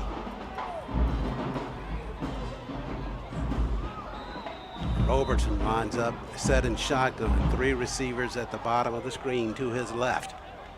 Spread up punt 4 for Savannah. Hard snap count, no movement yet from Savannah. And here comes his 4th down play. Snap to Robertson, pressure, fires, got a man, they threw it too deep and incomplete. Had a man that broken off his route near the 10. That was Beckford, but that football thrown almost into the end zone and incomplete. That was, as you mentioned, just some miscommunication between quarterback and receiver. Both receivers stopped. The ball was probably 10 yards deeper downfield, and just a missed connection for the Golden Tigers. Got 2 receivers there, both of them open for Tuskegee there. And Robertson just overshoots everybody there. And the football over to the Tigers of Savannah State. Savannah State with 1:51 left, a couple of first downs by them, and can close this ball game out. And certainly coming into this, you would have thought that perhaps Tuskegee had an edge in terms of this being a home ball game for them, and just looking at them on paper. But Savannah just kind of came in, weathered the storm, stayed close as it relates to scoring, and able to eke that touchdown out early in this 4th to take that lead. Now they'll keep it on the ground, making sure they protect that football. And this one's going to sting for Tuskegee if this score holds, no question about it. Tuskegee's taking the time out here. Looks like they got one more left shown on the scoreboard here. And they just burned one there with 1:41 remaining. So now it's about big stops if you can get a turnover or stopping them. This will be a 2nd down play coming here for Savannah. They're not overly worried about having to stretch the field. We'll go down to Dillon at sideline. Dillon. Charles, Mark, I was listening to the Savannah State sideline right before they went on the field on offense, and quarterback Jaden Sullivan went over to his offensive line and said, "This is what you live for," talking to his O-line. "This is what you live for. We're going to lean on y'all." Moments later, offensive lineman Tracy Todd followed up and said, "This is our time right here. They're going to lean on us. It's all us right here." So expect a heavy run game, and if the Savannah State Tigers get a first down, it'll be just about all she wrote. Charles and Mark, back to you. Thank you, Dillon. You are spot on with the call. Tuskegee's going to have to come up with something big here defensively. With 1:41 remaining, scoreboard showing they have 1 timeout left. Need a quick stop here on the ground. This is Poole with the football, and he's bunched up at the 29-yard line behind the initial line of scrimmage. But you know that's what Savannah's trying to do, is ball protection, get the clock started. Tuskegee signaling to burn their last timeout. Savannah State doing nothing surprising, just running the ball up the middle. 1:38 remaining in this ball game. Tigers of Savannah State coming off that 10-3 loss to the Marauders of Central State last weekend. And coming in here with an eye to getting their first conference win of the season and their first win overall. And have played a solid enough football game to keep that score close enough that at the end they were able to break away offensively and took the lead in the fourth. And got the Tuskegee playing from behind. And that first possession after the Savannah scores, Tuskegee's offensive scheme just seemed to go out of the window with that attempted pass by Morris out of the backfield. Well, if you're Savannah State, you're thinking that you should have scored from the 1-yard line if not for the fumble. If you're Tuskegee, you're thinking that you had the game under control before the punt that netted inside the red zone. And so those two things just make this a very baffling game for both schools. Yeah, when people go back and watch this broadcast, they're going to say, did he just say netted inside the red zone a punt? But that was actually the case. So Savannah keeps it on the ground. Right side, Poole carrying the football. So Tuskegee cannot stop the clock anymore now. Savannah probably likely going to run it all the way out to a delay of game before they punt it. So Tuskegee will have one final shot at it here. 14 seconds remaining in the ball game. And the clock is running. Tuskegee theoretically likely get this football back. If they don't run it back on a return, with probably 30 seconds remaining, 20 plus remaining, a couple of shots to take it downfield. Matthews here, if he can get a good punt for Savannah, to try to make Tuskegee have to carry the length of the football field. Matthews is warming up on the near sideline as Savannah State was starting the last possession on first down. So he's got to feel that he's at least warmed up and ready to get off a good kick. Yeah, Coach Kelton taking a timeout before a delay of game. Didn't want to give Tuskegee an extra 5 yards of return position, so he took the timeout, and Savannah had it to burn. So that's wise by Coach Kelton there in that situation. So Tuskegee going to be faced with two options really here. An outstanding return for a touchdown, or get that football, good field position, take a couple of shots downfield. Right now it's showing 44.6 seconds left. Assuming after the return we're maybe high 30s or near 35 with the football. And there's not a whole lot you got in that playbook other than just to spread the guys down the field and see if you can make something happen. It's an excellent point. You've got to also be thinking about trying to get the ball to the sidelines, the stop clock on everything. You can't run anything to the middle of the field because you don't have enough time to get those big guys upfield while the clock is running, get set. So everything that you'll see on this next drive will be to the sidelines. It'll be Justin Stith, the sophomore from Orlando, to stand deep for Tuskegee to receive the punt from the number 2 punter in the SIAC, Lexington Matthews. High snap, got it down, and Matthews, a floater, nicely done by him. Fair catch called for by Stith. He'll squeeze it out to 29. What makes Matthews' punt so effective is not the distance, it's the hang time. Sure. Yeah, he got that one airborne up above our line of sight here in the booth on that punt. Those punts are unreturnable. Sure. And you're taking a look at it on his descent by our camera crew here at GTSN. That one was up in the air, up above the shed, up above the broadcast pavilion here. And that's exactly what they needed out of the punter, and that's what they got. Well, I have to give out a special gold star to the camera work of this game. The visuals have been outstanding all afternoon long. We've had angles, we've had replays. Just great guys. Great guys. Great work all around. Indeed, fun to work with. Robertson trying to create some fun here. He'll fire it toward the sideline. Catch made there by Brickman, far side of the field at the 43. That takes us down to 32 seconds. They'll gear it up after they place the football. Exactly what they wanted, working the sideline, stopping clock. You've got to be efficient with these play calls. The obvious, you don't want to throw it into traffic if you can help it. Got a first down pickup there on the catch by Brickman at the sideline.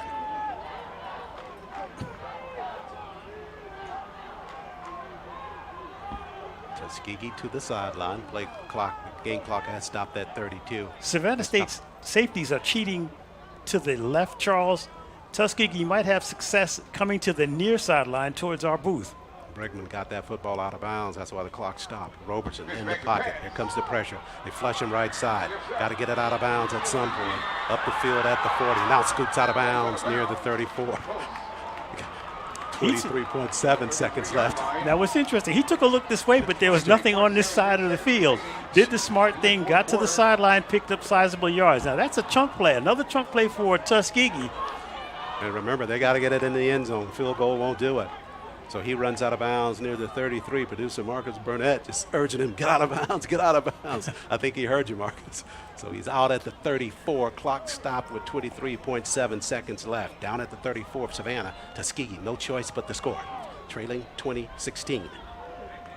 Slides, bottom of the screen. Robertson in the pocket. Here comes pressure. Blitz. Trying to unload it upfield, throwing it to double coverage. And luckily, that one at the back of the end zone. Yeah, they had a blitz package coming, Savannah did. And Robertson just shot that one to the base of the end zone, incomplete, and down to 18 seconds remaining. That's one of those throws you make with a prayer attached. No one was open short. The receiver going deep down the sideline towards the end zone was double covered. Did the wise thing to just throw it as far as he could. 2nd and 10 for Tuskegee now, 18 seconds left. Get it to the 23 for a first down. And the snap. Robertson looks, fires toward the corner, and almost threw a pick. Boy, threw that one right out to Crary, and Crary right there in track, just not able to pull it in. That was supposed to be a side-out route by the receiver, but the receiver continued upfield. And Crary was sitting right there at the corner and just fluttered with the game-ending interception. And as we mentioned in the game against Grambling, that's a long throw to make to the sideline. You've got to have extra on that to make that completion. 14.4 seconds left now. Tuskegee facing a 3rd and 10. Don't have to get it all here. You just want to move it to the sticks. Snap. Robertson steps up. Here comes the pressure. Slides right side, left side for him. Now he rolls, flips it out. Got a man. Leverett can't handle the pass, though. Leverett looking upfield, took his eye off of it. Robertson scrambling left side, felt the pressure coming from behind him, able to just flip it airborne toward Desmond Leverett. Leverett trying to catch and look upfield at the same time, couldn't pull it in. It wasn't a pass, it was more of a shot put. Yeah, no doubt. Leverett got caught. He's in the air. You can see him turn upfield, took his eyes off the ball for just that split second, didn't make the catch. And now Tuskegee, it's do or die now. Yeah, it's 4th down. They got to get it in the end zone. They're going to get all the receivers out there that they can and just push it one side. They're lining everybody up to the top, which is the right of the quarterback. Now they're going to split it with 2 on each side. See if they converge in the middle, and they throw it right to the middle of the field. 3 at the bottom. Final play on this 4th down play. Robertson with the snap. Looks up toward the end zone, fires it down there. 2 or 3 bodies down there, tapped around and incomplete. And a couple of players for Tuskegee down in the left corner. And Savannah State has come here to Tuskegee University and picked up a win. Their last win against Tuskegee dates back to 1996. But they claim the win here in 2024 over Tuskegee, final of 20-16. So Tuskegee left with that final Hail Mary to the corner. But those chances, the percentages are way low for that. Chris Robertson with a valiant effort, doing a good job to evade the pressure, getting the ball deep into the corner of the end zone. 2 receivers there, but unfortunately, 3 defenders for Savannah State. Yeah, Savannah State was going to cover that side heavy. You could saw that's where that's where the package was for Tuskegee to get 3 receivers down in that area. And Savannah was equal to the task in terms of their defensive effort. So the Tigers of Savannah State on the road get their first win of the 2024 campaign against the Golden Tigers of Tuskegee. Tuskegee in their home opener. Certainly a disappointing loss for Tuskegee. Had the lead in most of this football game and gave it up in midway of the 4th quarter, and Savannah able to hang on from there. You can feel the momentum swing with the punt. Tuskegee's defense did an excellent job of holding them to that point, but a disappointing loss to be certain. Tuskegee falls 20-16. Take a time out here, come back and wrap things up here at Tuskegee University. This is the Golden Tigers Sports Network.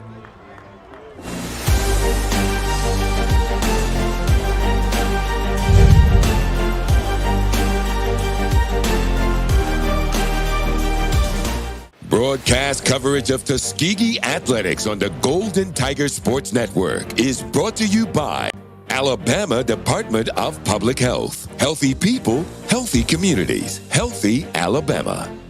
Booster Digital Displays, dedicated to providing high-quality, affordable LED displays with exceptional service. TNT Fireworks, celebrating more than 100 years of America's #1 best-selling brand of fireworks. Alabama Power, developed for the service of Alabama. Wind Creek Casino, Montgomery. Elevate your game to fabulous. The Home Depot, more saving, more doing. Coca-Cola, real magic. Zuby's Taco Kitchen, Yellowwood.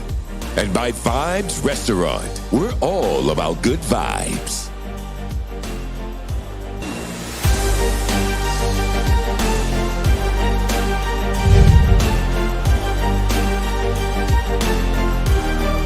Back live here on the Golden Tigers Sports Network. News not good for the Golden Tigers of Tuskegee. They'll leave this ball game still in search of their first win of the campaign as they fall to the Tigers of Savannah State.